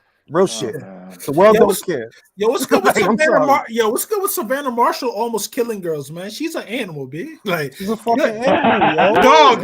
Yo. What Isan was saying, she might be. He's right about Carissa Shields, but if Carissa Shields is not on point, I don't think she can come back from that because I think Savannah Marshall. Like her. Hold on, wait, we're not done. He started talking, going with the Andre narrative. Why didn't Charlo fight Andre is the better question. Can I ask real quick? Why didn't he fight him, yo? I just want to know. Has Femke Herman ever been stopped? Nope. Damn. No. I bet you Savannah Marshall will beat you up, Cashmere. I saw the highlight. I didn't see the fight, but damn, that's he actually let me do this shit. He actually petitioned to fight Demetrius Andrade in 2019. He told the IBF, hold on, let me do it. No interrupting, please. Too much noise in the background.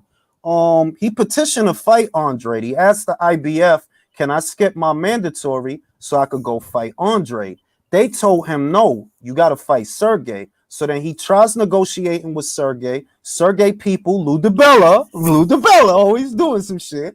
He wanted too much money. They couldn't reach a deal. He got stripped of the red belt, so he didn't try to go undisputed at middleweight. That's the real reason he ain't try to go undisputed at middleweight. The IBF stripped him. Yo, that's so corny for them to do that. And Lou, why you gotta be such a cornball, man? Like that's why nobody wanted to rock with you, Lou. That's why DAZN didn't give you that grip of money that they gave Eddie Hearn. You such a cornball, Lou. I mean, look. He's a cornball, bitch. I'm not even mad at Lou doing the shit the way he did it, because if Lou feels that he could get a better deal with ESPN, that's his prerogative. It's a free market. It's an open market.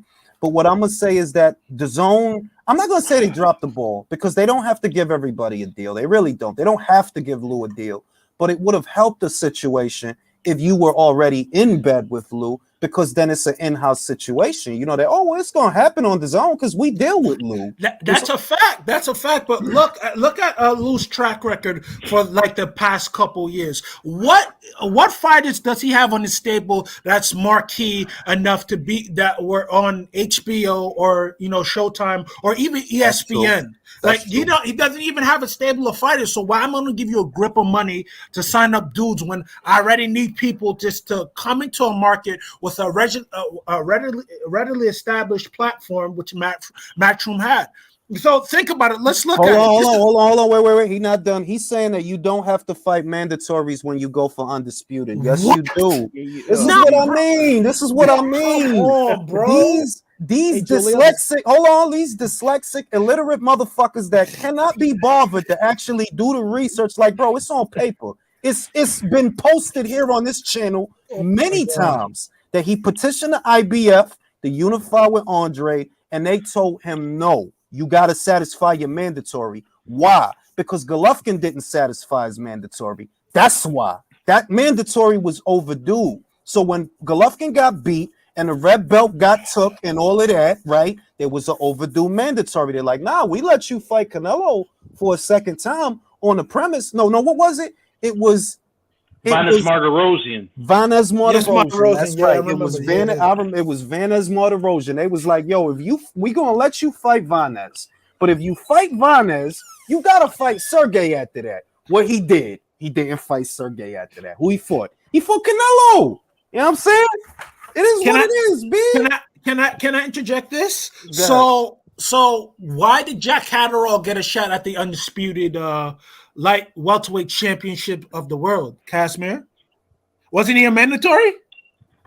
I thought undisputed undisputed champions don't fight mandatories. Bro, he really want to sit here the whole stream when I'm about to post this link for the third time. He doesn't want the work. He don't want the work. He don't want the work. You don't want. He ain't click. I told you he wouldn't click it. Just He's like all fooled. He's fooled. Okay. Pere. If you're going for undisputed collecting belts, okay, you don't have to fight mandatories, but if your mandatory is already announced, you have to reach a deal with that mandatory for a step aside, or you have to fight him. If you cannot reach a step aside deal, you have to fight your mandatory or drop out your belt. That's the way it is. A la Lennox Lewis and Mike Tyson. 1996. We ain't even got to do that. I just posted the shit for the guy. Read what's on the screen, bro. Read what's on the fucking screen. The highlighted portion or all of it? I'll read it. Oh no, I'm telling him to read it. If you want to read it to him, you could do that too. Read it to him. Chris, he can't read. That's why. So no problem. Let me read it to him. He can't read. That's the problem. So Chris, hey, can I say something real quick? Talk to me. Okay, not to you, to the gentleman, Kashmir. Like, bro, this is my first time being on this show. Click the link; they'll let you on. We're not full of shit. Julius knows more about boxing than anybody I've actually watched. And to be honest with you, the guy's probably forgotten more about it than you probably ever knew. So if you really are about that, just come on. We'll all mute Talk your shit, Willie. But let me say this. After that, let me read it. Let me say this. It's like it's a lot of common sense involved. That you got Canelo Alvarez, who already fought naturally bigger guys at 168, naturally bigger guys than Andre. Now he about to fight a dude who's in his prime at 175 at light heavyweight, and you don't have the common fucking sense to see that he ain't afraid of no motherfucking Andre. Not if he going up to fucking light heavyweight to fight light heavyweights. Ain't you got no fucking common sense? Okay, now let me read it. Now let me read it to you. We're gonna read from all the way down to December 19th. The WBC belt became vacant when David Benavidez missed weight for his fight against Romer Alexis. Oh shit! Wait a minute.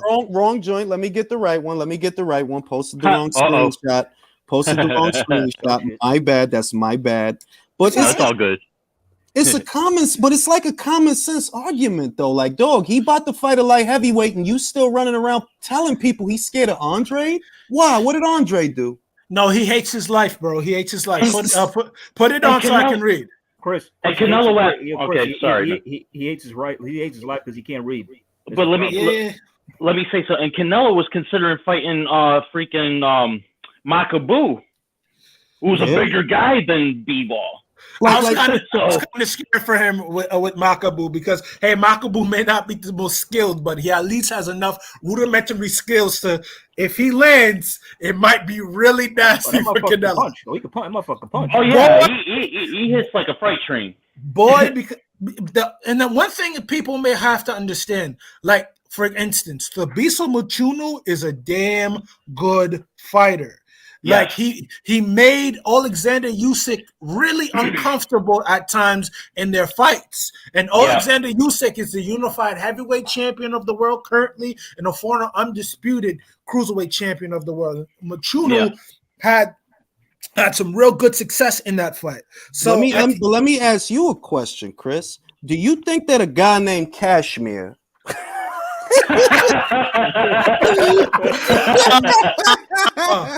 That's a stripper's name. Let me read it.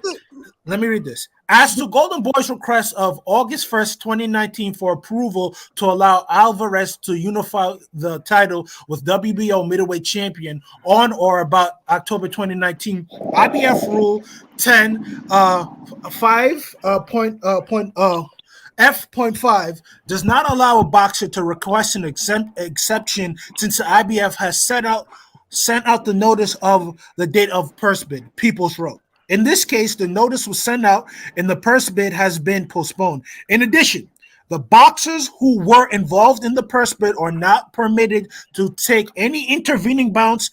And if the champion does take an intervening bout, he will forfeit the title. Let me say it one more time. And let me say this one more time. In this case, the notice was sent out and the purse bid has been postponed. In addition, Casimir, the boxers who were involved in the purse bid are not permitted to take any intervening bouts, Casimir.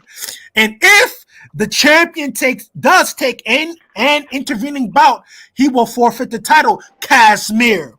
Let me read that one more time. Hold on. Wait a minute. I got a question, Cashmere. This dude name is really Cashmere. I got a question. If Makabu is a bum and he actually has a belt, what the fuck was Liam Williams? What the fuck is Zach Parker? What is that? Yeah. But Makabu will lay you out, Casimir. Say that to his face. You gangster, right? You super gangster. You coming on you. Wait. Cashmere said he was leaving. He said, "Man, what the f? I'm done with y'all. Y'all say Makabu, I'm out. Now he's still here. Why the fuck with bro?" Nah, he could. Like I said, he could stay. Like I don't even give a shit about that. The idea that a dude named Cashmere gonna come here and try to. And Jules' last name is Spence, so obviously he wants that truth, right? Oh no! Stop it! You already know what time it is, B. You know what time it is. Listen, I'm gonna refer this man as I don't like porn that star name. I'm gonna refer this man as porn star name because he doesn't want to learn. Bro, that's like a Cardi B name or something like Cash. My name is Cashmere. Like you really? Your name is Cashmere? Like it's not Cashmere Thoughts from off a Jay-Z album, but nah, your name is Cashmere. Where'd they do that, bro? You weirdo. It's always these weird ass, but like, bro, your name is Cashmere. Be quiet, bro. Just be quiet. How I knew he was in Texas? How did I know he was in Texas? It's always these weird yellow beezy ass dudes, man. It's always what's wrong?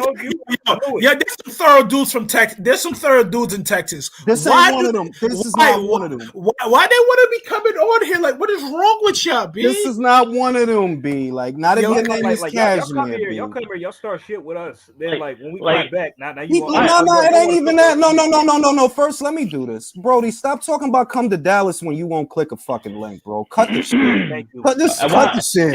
Really, But Julius, I be trying. Yo, Julius, one day, please just make me a moderator. You won't have to deal with this because listen. Let me say something. Give me the blue wrench. Just give me the blue wrench. Please. Let me say something. All right, if you so gangster, why you nickname yourself after a sweater? Listen, let me do this. Brody, stop with the gasoline prices is very high. Click the fucking link, bro. It's not hard. Like, just stop. Like, really. Cashmere, you have our word. We will all mute our mics. I'll clear the whole shit. Absolutely. I'll clear the whole shit for you, yo. I swear to God. Ain't nobody. Porn star name. Click the link. Click the link, bro. Like it's like I ain't even got a. But I mean, the dude name is Cashmere. I can't get over that. Like, why would you? Cashmere Spence. Why would your mother call you that, yo? Cashmere. The only Cashmere I respect is Jasmine, if you know what I mean. Why would your mother call you that, yo? Wait, Cashmere. He wrote. I don't feel like arguing with y'all corny balls on the panel. But you still here though. Like you still here. Like get the fuck out. Get the fuck out. Guys, comments go. Guys, Julius is not afraid to put his abilities to the test. The difference with some of the fighters that I know Casimir is a fan. Yeah. I mean, all you gotta do for Conor Dallas, bro, Julius click is the about the fucking smoke. link. Julius is about the smoke, not the like Conrad's Germar Charlo, not the like that Spence guy that you like. Boom. Julius is about the smoke. Boom. Yeah. Click the link, bro. Fellas, I say it all the time. Argue with ring IQ with your peril.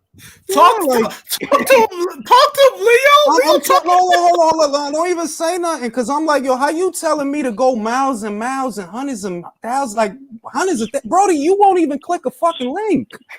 Like, and you right here. Bro, Julius, I'm nigga, and it's people like that really make me mad. Hold on. Let me see if Polo is him. Let me see, because we got a guy here. His name is Polo. Let me see if he's Polo. Polo T from Twitter. Is that him?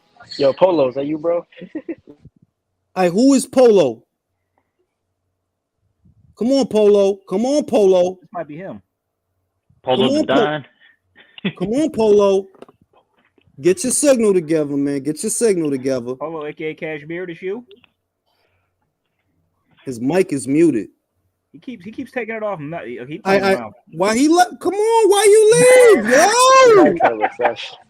Bruh. These people are weird. Bruh. That's sad. Look, I'm gonna post it again. I'm gonna post it again. Julius, I got it. You have. That's how you know this is a PVC guy. Been calling you out, and then he says you have to cross the street. Yeah.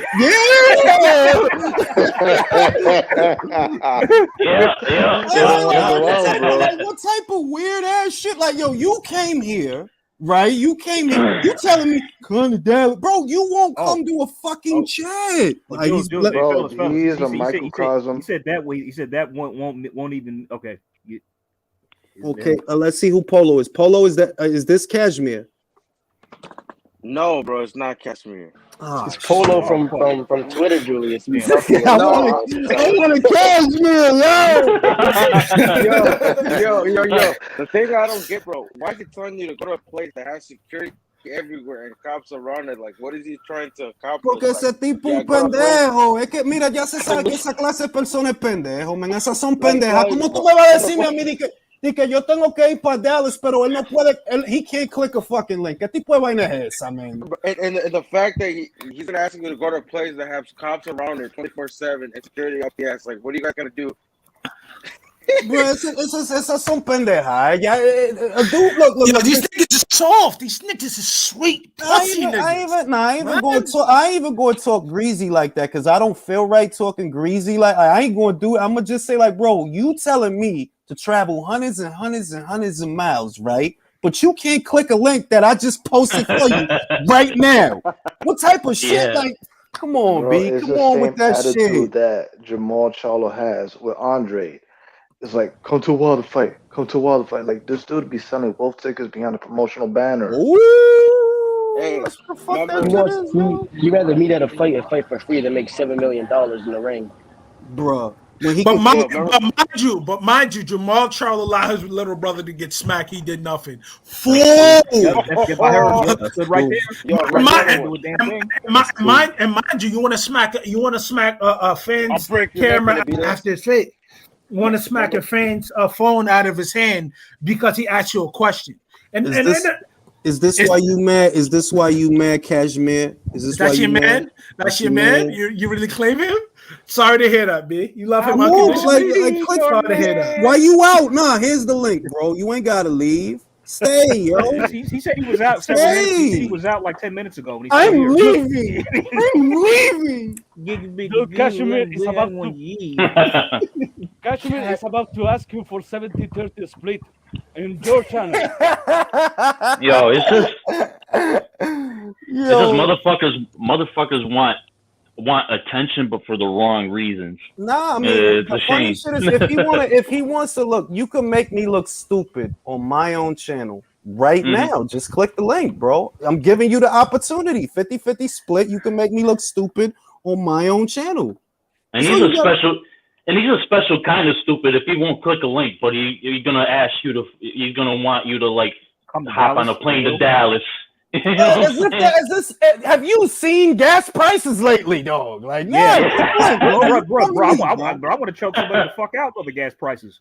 You know what I'm saying? You see these gas prices out here, bro? It's wild out here. Probably wants to fly you Southwest. But fellas, two words about Cashmere. You know what he is? Keyboard warrior. That's it. Yeah, of course.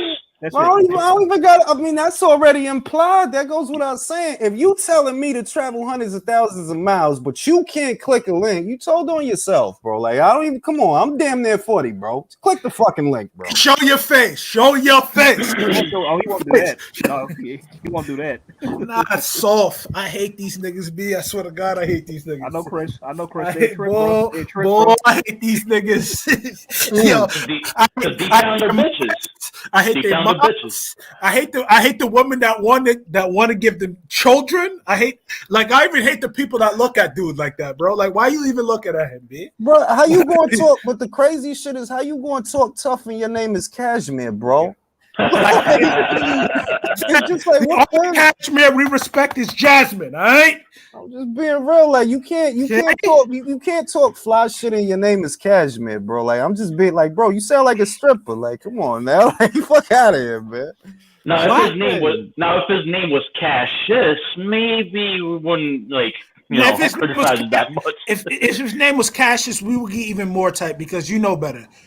So, you know what? But no. You know what would be worse? You know what would be worse if that's not his real name and he chose that name? That would actually be worse. Like if his real name is Joe, but he chose. Now, when I'm on the internet, when I'm on the internet, you don't call me Joe. You call me Cashmere. You call me Cashmere. My name is Cashmere. And he says probably too, weird niggas. Oh my God. Oh my God. Like you could have chose any name, bro. Any name. You could have chose any other channel, but why you want to come here? Like, I ain't even mad that he here because I get paid off the viewership anyway. So by all means, come through. But you could have been Craig, you could have been Day, you could have been Debo. You chose Cashmere. Yo, Chris, what's up? Speaking of come here, why does this dude gotta name himself after a woman that catches dead babies in the mouth? Literally. Children, bro. Come on. Good God. What generation is this? Like, bro, that would be worse. Like, he's older than you, bro. He's older than you. That's crazy. I would have sympathy if his mother called him that, because then he ain't got a choice. But if you chose that, like, I'm in the street. Yes, you do. You can go to the cart and change your name. Stop the games. Name is if Malcolm X can call himself, if Malcolm Little can change his name to Malcolm X, you don't have to be called Cashmere for the rest You ain't got to of be called Cashmere, B. You want us to call you Cashmere, which is worse. Worse. You sick. You don't love yourself. You're not of righteousness at all. That's like you know what that shit remind me of? That shit remind me of all them weirdos in the 90s and 2000s that call themselves sincere. You ever notice it was a cluster? Oh my God! It was a cluster of motherfuckers. Oh. My name is Sincere, like sincere. Wow.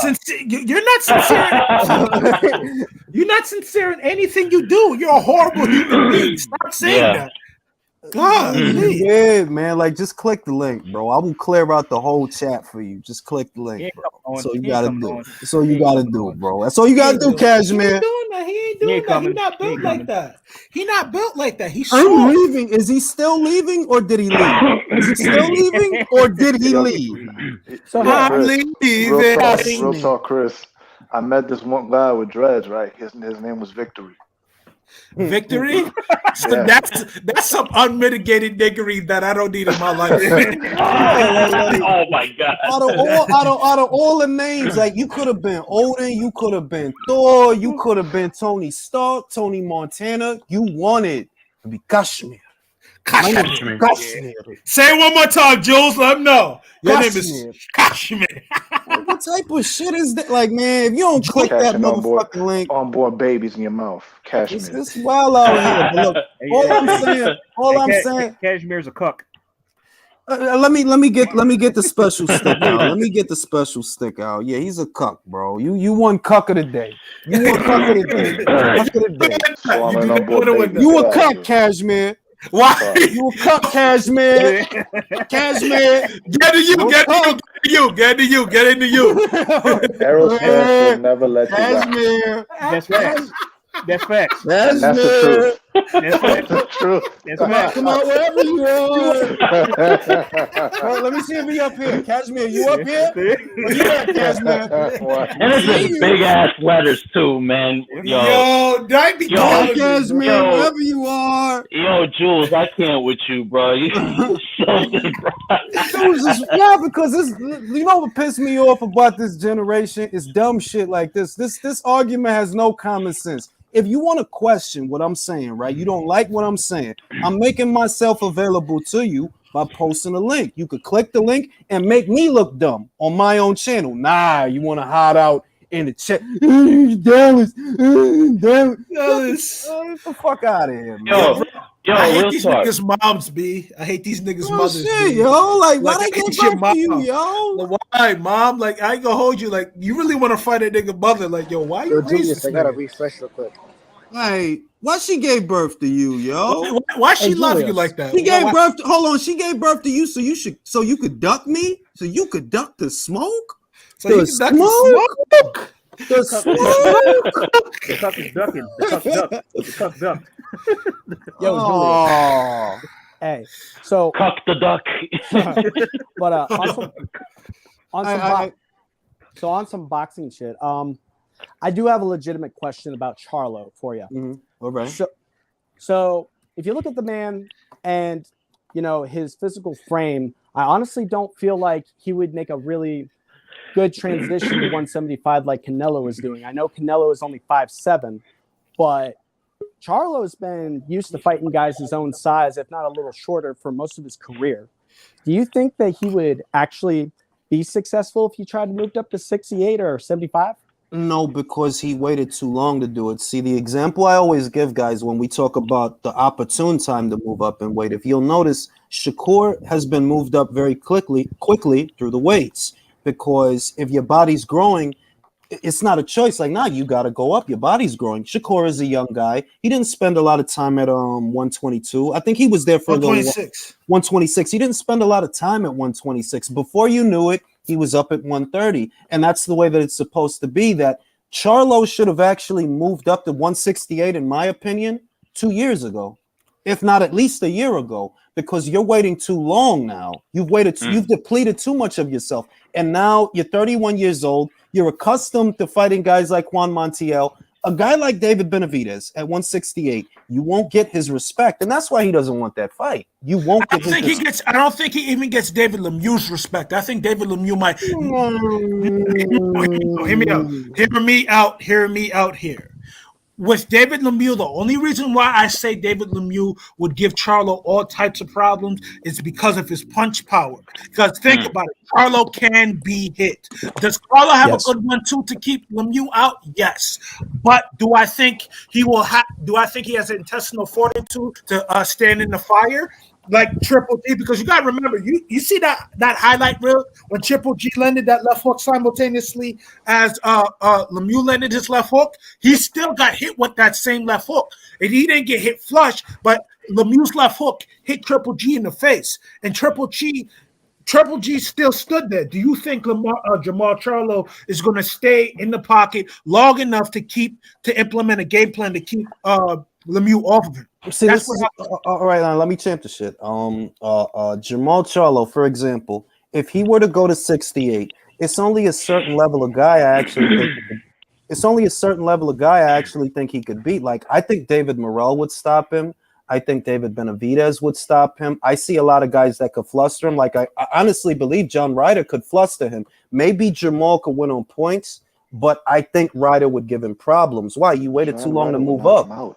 Yeah, like you waited too long to move up, and that's the main thing. That, like, it's sort of like the Devin Haney conversation that's going on right now. Right now, there's a lot of talk, and shout out to UK Rob, because he sent me the audio, that Devin, can he make 135 healthy for 2 fights? That's a genuine question to me, right? Honest to God, even though he's doing what he's got to do to fight for undisputed, and I respect it. Those of you that have followed this channel already know I've been saying, yo, it's time to go up, bro. The reason that you're not taking punches good, the reason that your power is waning and you haven't knocked somebody out in a long time is because you should have moved up at least 2 to 3 fights ago. You should have. So you go to Australia now, right? Let's say you managed to pull it off. You beat George on points. I don't even know if you could do that. That's a separate conversation. But you still got to go back, which means you got to make 135 again. It close to a year from now or closer to a year from. Can you do that? It's when I see Jamal been at 160 since 2017, bro. We in 2022. You've been there way too long. This is what I was going to say, though, too, also. Let's look at it like this. You remember when Jarrett Hurd was the beast at 154? I remember telling Jarrett Hurd, how do you make 154? He said jokingly, nutrition. So in the back of my mind, I said, yo, it is what it is. He probably has his ways to make 154. But hey, that's an extreme case. Like, yo, that guy should have been at like 168. He should have even made 160. He should have been out 168, after the Lara fight. And you saw what happened when he moved up to 160. He lost to Luis Arias. Come on, baby. There's 2 guys that just came to mind at super middleweight, for example. These are young guys. They're not necessarily as proven as Jamal. Well, I'm not even going to say proven because he's not. But I see a guy like Lerone Richards, pure boxer, very smooth, very slick. I don't know that Jamal could beat that guy. Not at 68. No. His style is all wrong for you. It is. I think about Carlos Gongora, that he's dangerous if you punch with him. Carlos Gongora is dangerous. And I'm telling you, if Jamal went up to 168, I don't know if he could beat those guys. Why? You going 12 rounds with Juan Montiel, bro. Going 12 with them. So what would a Lerone Richards do to you at super middleweight? What would a David Morrell do to you? A Carlos Gongora, a David Benavidez? What would they do to you at super middleweight? Did anyone get to see Christian and Billy's last fight? No. Oh wait, yeah, I did. He knocked the shit out of that fucking guy. Is that when that guy could really hurt him? In place? And he hit him with the left hook and he froze in place. Then he just slumped to the canvas. Bro, it's guys at 68 that are not as talked about or well known, but I genuinely question whether or not Jamal could beat those guys like I do. Lerone Richards is very responsible, very smooth, very slick, battle tested at 168. We could say that Lerone Richards, he fought a puncher in Carlos Gongora. That dude will knock you out if you let him. He'll beat the shit out of you. And I don't know that Jamal can handle a Lerone Richards, let alone light heavyweights, because what we talking about right now is super middleweights. Bro, Jamal is food at light heavyweight, bro. Who he gonna beat? He ain't beating no Big Joe Smith Jr., no Artur. No, he not beating none of them guys, bro. He doesn't even beat Marcus Brown, bro. Marcus Brown. Marcus Brown could box his ass off. That's another, I know he got the shit beat out of him, but ain't no shame in getting the shit beat out of you by Better Beat. No, not really. He'll beat the shit out of a lot of guys, right? I don't think Jamal could beat Marcus Brown. That ain't cat. No, I don't think I think this about Marcus Brown. I think Marcus Brown, if he had a little bit more confidence, I think he could have overcame the pressure because, he was landing some hard shots on Better Beef. But, hey, Better Beef, man, that man's pressure, bro, is ridiculous. And one thing about that dude, he hits like a cruiserweight. That motherfucker is scary at 75. But what I mean is that a dude that could box, like Marcus Brown, we could say that Marcus is world level. He got a world level ass whooping with Better Beef. That's okay. But Marcus, I would pick Marcus to beat Jamal on points. I don't think he'd knock him out, but I think he beat him on points. I think he stops Jamal. I think he will badly hurt Jamal. That right hook, one thing, I'm telling you this. I've seen Marcus Brown personally. I went to Freeport, PAL, for a long time. I've seen Marcus Brown spar dudes. Marcus, nice, being. I ain't gonna lie to you. The gym is different than the ring. We all know that. But Yeah. Marcus straight left hand and Marcus right hook, and especially Marcus right hook. If Marcus would have landed more of his right hook that I know he can land, bro. Or imagine Jamal Charlo coming up and getting hit like that. And mind you, he don't do well against southpaws. If you won't fight Demetrius Andrade, now do you see what I'm saying? That he didn't want to fight Lara at 54, even though that's a good fight. That's a good fight. He didn't want to fight him at 60. Didn't want to fight Demetrius at 60. Like, we know that you don't like southpaws, bro. The word is out. We know you don't and like. White man Korobov was landing that straight left hand all night. Thank you. You look at all the trouble Korobov gave him in that fight. That was a nasty one. That was a nasty So Willie Lynch's question, to Willie's question, do I think that Jamal could transition well at light heavyweight? I think that moment has passed because he's been at middleweight since 2017. If you move up now, them guys are gonna eat him up. They're gonna eat, unless he fights nothing but C-class fighters, they'll eat him up. Okay, I'll tell you this. I would even pick Bektemir Melikuziev to beat Jamal. Yeah, I would pick Beck. I would pick Beck. And he got slumped by but I would still pick him. I would still pick him because anybody could get caught. Anybody could get caught. And Jules, you said that Jamal is 31, correct? About 31, yeah. How old is Canelo? 31. 31? Okay. So this gentleman here, I think that this flies over a lot of people's heads, but nowadays you can actually watch boxing anywhere in the world, right?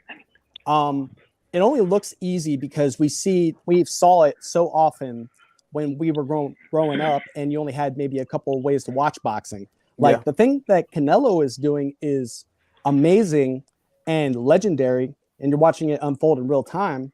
But the reason why your guy ain't doing that, you know, you have to look at all these factors. It all adds up. I mean, look at Roy Jones Jr. You know, he went up to 175. He became a champion as a heavyweight, came down, won the 175 again. And, you know, he tried to stay at 175. It didn't work out for him. Like, I'm just saying, like, dude, give the guy his flowers. Like, you can't keep pretending that he ain't shit. No, can I just add to your point? What's happening, everyone? What's happening, AJ Leo? I hope everyone's good. First of all, Jay, you need to give me royalty for the cuck word, yeah? You used it too much. You got it, bro. I need royalty for that shit. Listen, I man. made that word. I'm the captain now. All right? Real shit. Like they were saying, listen, when it comes to Canelo, man, give him, bro, he's the number one in boxing. Give him the flowers. He's undisputed. He's moving up to 175. He's trying to become undisputed at 175. Give this man his flowers. What the fuck is the problem?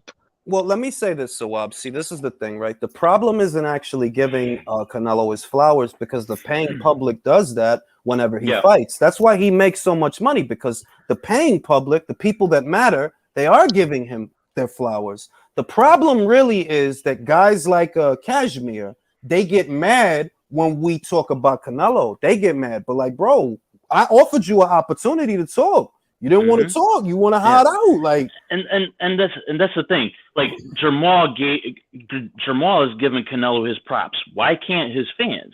Yeah, that's the other thing. Yeah, that's the other thing. Like, you had any variety of guys in the last 3 weeks that they were, you know, they addressed Canelo. Neither Errol Spence Jr. or Jamal Charlo himself or Shakur Stevenson. Any variety of young fighters, young, old, different levels, champions, some are not, some are. They giving that dude his props. So when you run into a Kashmir, you got to realize, like, yo, your opinion on boxing don't fucking matter, bro. Like, being real. It's irrelevant. It's irrelevant. Kashmir is a country in the city, and there's I know India. Kashmir is an actual place, but I also know here in the West, here in America, it's a very soft fabric. Yep. What it is. No, that's a fabric. Oh yeah, Kashmir. Yeah, it's a very soft. Oh, it's soft. Jay is soft as shit. This guy's not the same guy. Kashmir is soft as shit. It's the softest shit you could ever feel. Dude, this Kashmir guy is the same guy. Who's that guy? Go Danny Ranger. Come to Manchester. That ain't even Danny Ranger. That ain't even a Danny Ranger. Go ahead. Okay. I can understand this more than the PVC fighters. I can understand the PVC as a promotional company. Like, you are not gonna let another promotional company to buy your product. Like I cannot picture you being bought by Boxing Eagle or the entire boxes. No, but we have phones now. So what Germán Charlo can do is call his brother. Hey, Germán, are you making any big money with the PVC? Nah, B. I'm not really making. Okay, let me call Gervonta Davis. Are you making big money with the PVC so far? Nah, dude. Hey, did Leo just say nah, B? Did Leo just say nah, B? Yeah, he did. No, but it's even the though truth. they don't talk like that. They from hold Texas. on. But listen, it's the truth that what Leo's getting at is if you wanted to improve upon your situation, this is not like the 80s. Yeah, like this is not like the 80s where you got some old, well, maybe they do got a fucked up contract. We don't know them 360 deals, but it's more along the lines of it's not a secret. You could call Javante. Yo, Javante, did you make money off that pay-per-view? And you know, you keep it a secret. You ask around, you shop around, because the reality is there's guys that left the PBC and they've been in big fight or bigger fights than what the PBC had to offer. Artur Better Beef career didn't start popping till he went to Top Rank. Danny Jacobs' career. Even forget about the money. Do what Devin Haney did. Took a 2-3 fight deal. He even left his own promoter to go with Lou DiBella. He took all odds against him and he took it. Are you gonna take it? Take it, motherfucker. That's because the way that they advocate, they do like they, you know the saying, scared money don't make money. But that's how a lot of these guys think you supposed to do business. Like, oh, you supposed to be scared. Like, no, dog. At some point, you're gonna have to gamble. If you want the big bag, at some point you're gonna have to gamble because scared money don't make money, bro. And they negotiate that. Hold on, they negotiate scared. Like, look at Jamal. Why didn't you just take the 7 so you could beat Andre on the zone, one fight? If you believe you can beat him, then you do the deal. But when you don't believe you can beat him, you do what these guys do. You do what they do. Yeah, and there's a thing too. It's like nowadays, you're like the best way and the easiest way is to be a promotional free agent and just work with somebody on a fight-by-fight basis because it's less of a headache. Let me read the super chat. Charlo could have had career-defining fights at his weight class like Munguia, Brent, or Montiel, but too late for him to move up in class. Wasted his talent, needs to forget about the Canelos of the world. I agree. Canelo is not his problem. Do y'all think fabric softener would have a problem giving... Oh, shit. Not at all. Not at all. You know what I mean? And now for like Jamal Charlo, think about it like this. You also got to remember this. Boxing's entertainment, and boxing is, you know, like anything, entertainment is an emotional aspect of people's lives. So if you're not a person that is amicable and people want to be around, you're antisocial like the Charlo brothers are, you may not even make money going to Top Rank, because at the end of the day, if you're doing stuff like you did, I understand Mike Tyson was the exception to that rule, but these guys are Mike Tyson. That wasn't even what I was going to say. What I was going to say is, look, I'd rather watch Savannah Marshall fight 10 times out of 10 because she don't talk as much as Jamal and she's got more knockouts. Like this, like it's, to me, it's common sense. Everything is common sense. I don't need to see Jamal Charlo versus Maciej Suliecki. The Montiel fight, I skipped it. I ended up watching the shit after the fact because I'm not gonna watch that bullshit. Like, no, I don't need to be up late to watch that bullshit. I'll watch it at a more reasonable time. And what I'm getting at is this whole idea that you got to be the brash fighter, the outspoken. Bro, this is not the 50s, bro. Be your fucking self, deliver on a deadline, and believe in yourself. The problem is Jamal don't believe in himself, because if he did, he would have fucking fought Lara already and did what Canelo didn't do. Smoke him. Smoke him. Yep. You want to show up? Let me talk. You want to show up Canelo? Smoke that fucking guy. Why is everybody talking about Savannah right now? Because she fought 2 girls that Clarissa fought, knocked their ass out. Where Clarissa went the whole distance with their ass, she knocked them out. Okay, you have an opportunity to do that in 2 different facets. You could fight Lara, that a lot of people feel, myself included, make Canelo look bad. Fight Lara. If you don't want to fight Lara, all right, what about Andre? Oh, you don't want to fight him neither? What the fuck do you want to do, bro? What do you want to do? He wants to stay on easy street. That's what he wants. It's stupid shit. It's stupid shit. You want to get robbed in New York by women. You want to act fake street with fans. And when Danny Jacobs steps to you, your cousin has more lip than you do. Stupid shit. Look. Why Danny Jacobs beat Sergey Didivianchenko. He won the IBF title. Canelo Alvarez fought him after that. Why? Belts matter, bro. You need something that Canelo could win. Now, the belt that you got at 60, bro, I done been there and done that at 60. Why don't you, what did I say about 2.5 years ago? Everybody on the PBC side of things, they better batten down the hatches and start unifying now, because all of you can't get the fight. Not all of you. Now, Canelo ended up fighting one guy at the PBC. While all of y'all waited, instead of fighting each other to take out the competition, he ended up fighting one guy and then he left. Benavidez is left holding a bag. Charlo is left holding a bag. But if y'all would have targeted each other like, nah, I got to take Benavidez out, or I got to take Caleb Plant out, bro. I got to take him out. Because when Canelo come back down from 75 after this Kovalev fight, he going to be looking to win belts over here. We all knew that. I knew that. If I knew that, I'm pretty sure I'm not the only one. Jay. After he done with Kovalev, what he going to do? He ain't going to stay at 75. He going to go to 68, see if he could be undisputed there. I've been said that shit. The video was up before he even started. And I'm like, what they need to do, Caleb and David, y'all need to fight. But what happened? David promoter didn't want to do the fight. So I'm like, yo, I don't feel sorry for none of y'all. The most you could do now is fight each other. And if y'all don't, my old ass is not going to stay up past 11:30 to watch you fight, bro. Not in no bullshit ass fight. No, sir.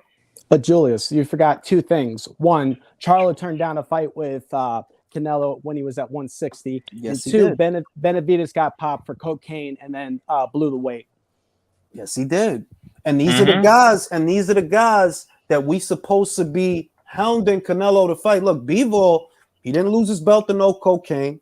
Didn't lose his belt to no scales. He has a solid low resume at light heavyweight, solid low resume, and I believe he's a bigger threat to Canelo. That's why I was advocating the whole time. I'd rather he fight a guy that believes in himself, that he's not just showing up for the check. He actually thinks he can win, because then now we got to fight. With Charlo, you got a dude that's showing up for a check, bro. Caleb Plant, he was starstruck in the middle of the fight. Am I doing good? Am I doing good? You like what I'm doing? You know, I'm telling you, yo, bro, that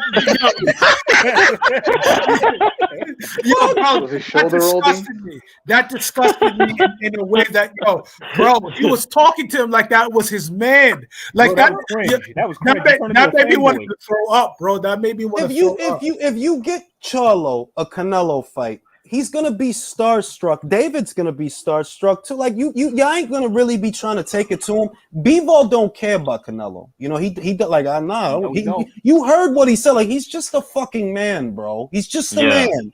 I could be the next one to give him another loss. He's just a fucking. He said it. I laugh when I hear people talk about him like he never been beaten when he been beaten before. That's the attitude that I want to see in a fighter. Like, yeah, bro, let's get a fight. Because with Jamal, it's not a fight. It's just a dude that want to get paid to show up. With David, it's the same shit. You're not committed. Why? You've been a champion 2 times and you didn't lose your belt in the ring. You lost it because of yourself. I don't need to worry. Like, get out of here. They're just in the queue for a food bank. That's all it is. They're in the queue for a food bank. Basic. They just want to get paid, and that's it.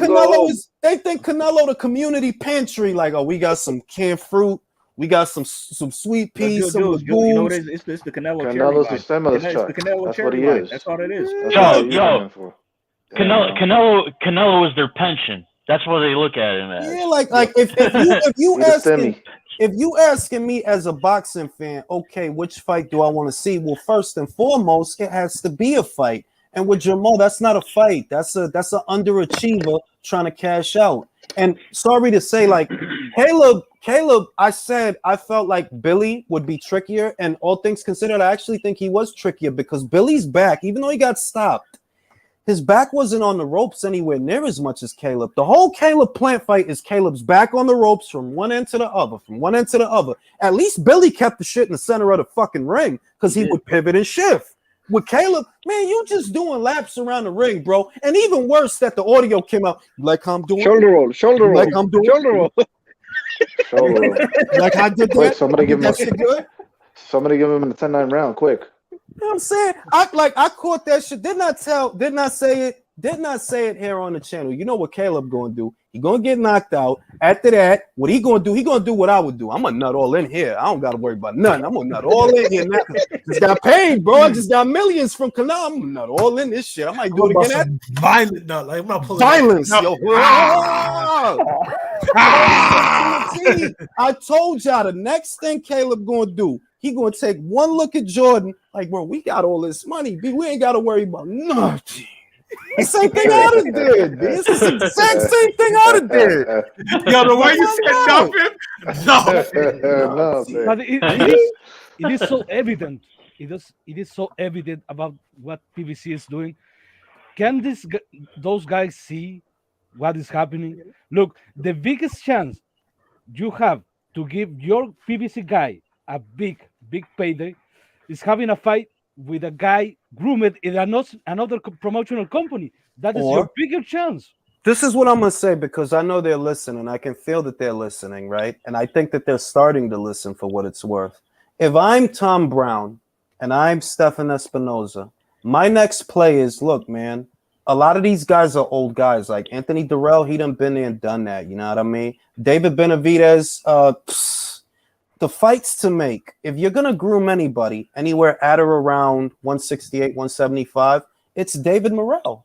I would feed Caleb Plant to David Morrell. I would feed Jermall Charlo to David Morrell. I would feed David Benavidez to David Morrell. Every single one of them until David Morrell has a name because he's a fan-friendly fighter. He gets knockouts. The fights, if you told me David Benavidez versus David Morrell, no belt, but I'm staying up to watch that fight, bro. Somebody going to the hospital.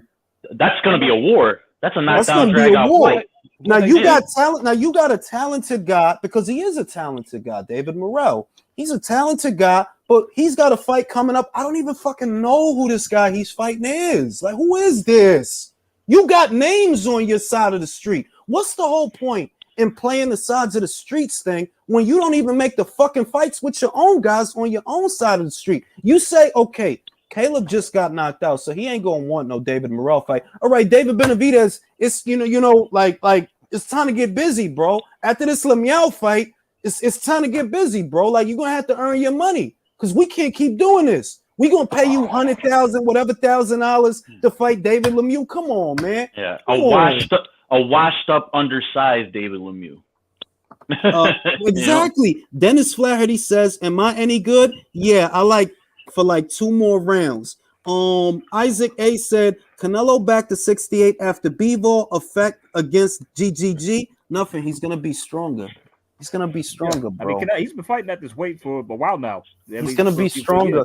The way that they're moving at, and I see why they're doing it. It's very smart. They're moving up and down at optimal times. That's what they're doing. They're moving up and down at optimal times because I have this fight at light heavyweight.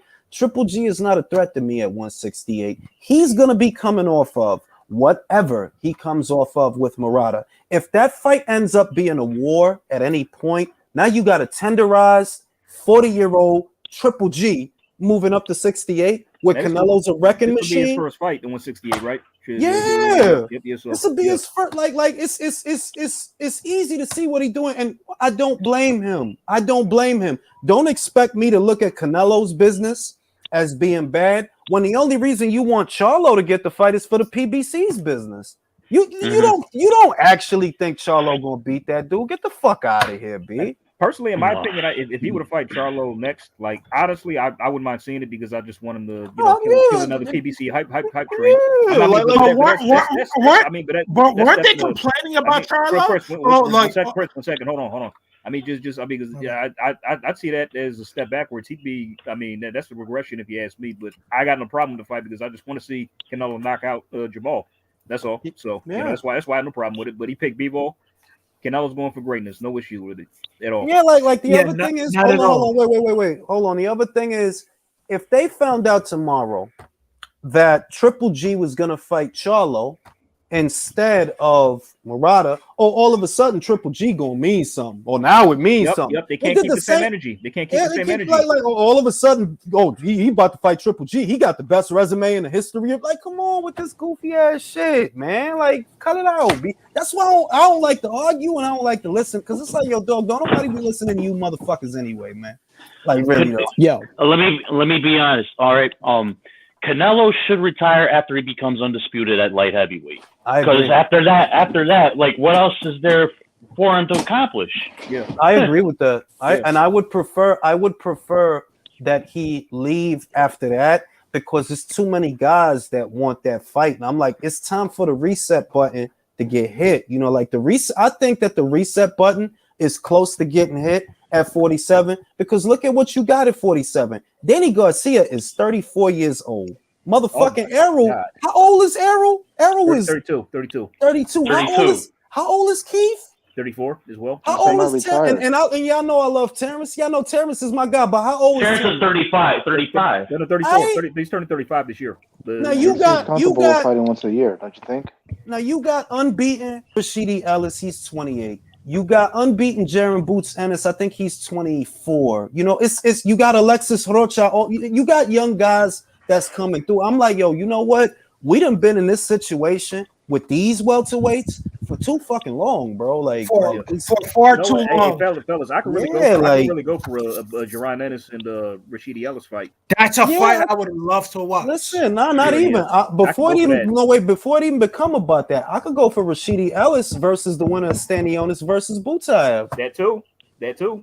Like it's fights there, and I'm like, yo, I don't want to keep talking about bum ass Keith Thurman. Like, bro, come on with this shit. Who the fuck get hyped to see Keith Thurman, bro? I got a prediction. That's the Barrios. That's the Barrios fight. That's the only time we're seeing Keith fight this year. I'm telling you now. Let me ask you this, Jules. How competitive would it be, like, say, Rashidi Ellis and Terrence Crawford fought? Maybe a silly question. It wouldn't be competitive. I mean, you talking about its levels. Like it's all right. I'm gonna put it this way, because this is what I think about the Ennis fight. It's the same thing. You're gonna see what those young guys can do the first 2 to 3 rounds. The first 2 to 3 rounds, you're gonna see what those young guys can do. And round 7 and 8, that's when the experience and the pedigree is gonna take over from Terrence Crawford. That's gonna, because look at Ennis, for example. Ennis is not accustomed to going 12 rounds with a guy. He's not accustomed to. Look at his fights. He's not accustomed to that. Rashidi Ellis hasn't fought since 2020, bro. Oh wow. Hey, can I make a quick point, real quick? Go ahead. Who is the hardest puncher at 168 outside of Canelo? I honestly, I think it's David Morrell. I was going to say that too. So my question is, would David Morrell have a snowball's chance in hell against B-Ball? I'll tell you this. This is the problem. He has the talent to be developed into having a snowball's chance. The problem is, look at his resume. He doesn't have a lot of fights, and he's not busy enough. That's the problem I see with David Morrell. He does not fight often enough. So if we're going to say, okay, let's take today's David Morrell and put him in there with today's B-Ball, I would say, no, today's B-Ball beats him. I think today's B-Vol beats him, but I think he would give B-Vol, some problems because of activity. But once B-Vol is able to, set down and find distance for his jab, I think B-Vol would just, take that fight over. Yeah. No, this is my point. So I'm just pointing out that B-Vol is tough. He's very talented, and the biggest puncher at 168 probably couldn't beat him. So that's why we put this fight at the level where it should be, because this is something unprecedented. Yeah, like there's no look. Like I look at the whole of just 168, everything that's there at every level, the Lerone Richards level, Carlos Gongora level, the beginning levels, the David Morrell level, the David Benavidez level, and like, bro, a lot of these guys will get washed by Better Beav. A lot of these guys will get outpointed by B-Ball. Yeah, a lot of them, if not all of them. It's common sense. All right, like look at Benavidez. If you get caught squaring up by a Ronald Gavril, if you get caught by him, what would Joe Smith do to you? Oh boy. Well, what do he do to you? What will Artur Brede beef do to you if you caught squared up? And mind you, let's look at it like this. Do you think David Benavidez can beat Marcus Brown at 75? I don't. That's my point, though. Tough. I don't. Tough. David's not that good, bro. Nah. He's not that, like, he's like all that shit that he do. Look at the people that he's fighting. A lot of guys that can't move, they can't skate. What guys did he really fight that could move and punch? Like, the thing about Marcus, the reason I give him the benefit of the doubt, two things: good set of legs, and he's a southpaw. Those two things. Yeah, David might struggle with those two things. Maybe he knocks the guy out, but he might look like shit. He might, like, at 70. Yeah, he might look like shit. He might. Well, I'll tell you this. I would probably look at David Benavidez in a different light had he signed that Top Rank deal. Oh yeah, definitely. He would have been. I mean, he would have been in more relevant fights. I mean, look, if this is the thing, if he'd have signed that Top Rank deal, right, and we're talking about a deal that was made to him 3.5 years ago, maybe 4. Bro, probably, yeah, around that. By now, he probably would have fucking fought Zerto. Yeah. By now. That would have been by the now. He would have been at light heavyweight by now. Because he's another guy that, like, yo, how long have you been at 168, and how long do you plan on staying there, bro? Yeah, like, what the fuck are you waiting for, bro? You can say whatever we want about Edgar Berlanga, but I gotta give him credit for at least being on Top Rank, because at the end of the day, Top Rank, if they believe in you, they're gonna put you in very tough fights, and they're gonna put you in fights that that you should be in. But let's really look at it. But hold on. But even Golden Boy, for example, look at Jojo Diaz. Jojo wasn't a big puncher at featherweight. He wasn't a big puncher at super featherweight. But when he got an opportunity to fight Fortuna at lightweight, he fucking took it, bro. It's like it's a lot of guys, and really, I'm gonna say their managers. Their managers is scary. Like, yo, you moving like a bitch. But Jojo wasn't a big puncher at feather. He wasn't a big puncher at super feather, but he went to get it on with a puncher at lightweight. That's the shit I'm talking about. They're like, yo, you can't just be staying in the fucking kiddie pool all fucking forever. Like, bro, Benavidez been at 68 forever. Like, when are you leaving, bro? And let's talk about Joseph Diaz, bro. Like, a lot of people, we can say we can say whatever we want about Gary Russell. Hey, should Gary Russell fought Josh Warrington? I agree with you 110%. But not a lot of dudes outside of the Josh Warrington debacle didn't want to fight Gary Russell. He did. Did he lose? He did lose comprehensively. Mind you, Kevin Farmer, very slick and elusive. A fighter that Gervonta Tank Davis turned down $7 to $8 million not to fight. He did, and mind you, he beat him. Say whatever you want about JoJo. He's that dude. He fought Devin Haney. That dude's resume. He's legit, man. That's more or less the point I'm making. That in Jojo Diaz, right? I'm just talking about the gamesmanship of Jojo Diaz. You talking about a guy that fought Gary at 26, motherfucking fought Tevin at 30, motherfucking fought Fortuna at 35, and Devin Haney. Ain't no bitch in him. Like, nah, ain't no bitch in him. Look at who the fuck he fighting. Ain't no bitch in him. But you can't get big ass Frankenvides to go to 75? Una preguntita. Go ahead. What do you think was wrong with Tevin Farmer in that Jojo Diaz fight? Because it looked off, like something was wrong with him. What if I tell you that I think he had COVID? That's what I was thinking. I heard he was sick.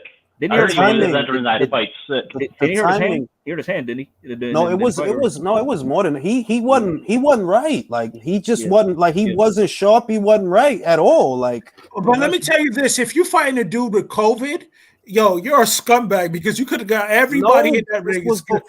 This was before everything got shut down, bro. Oh, before everything got shut down. I think that dude, if you look at the timing of that fight and just the way everything happened, honestly, it's possible. I mean, you could always ask him. He talked to the fans like, yo, what happened in that fight? Ask him. But I wouldn't be surprised to hear that, like, yo, he had like flu-like symptoms or some shit. I wouldn't be surprised to hear that, bro, because he wasn't right in that fight at all. He wasn't right. Like he wasn't like slipping and like ducking and slipping like normal. Like he was just exactly. He wasn't he right. Knew something wasn't right. Yeah. Yeah, like I wouldn't be surprised to hear that. Like he went into that fight and maybe he had fever or flu. Like I wouldn't be surprised to hear that. Yeah, shit. I heard the rumor he was sick in that entering that fight. That's what it said. It'll make sense. Well, gentlemen, it's been 2 hours. I'm gonna go fucking do some shit. All right, man. Have a good day. Just remember, Casimir, you a bitch. Casimir, you a bitch, all right? Yeah, peace out to Casimir. Casimir.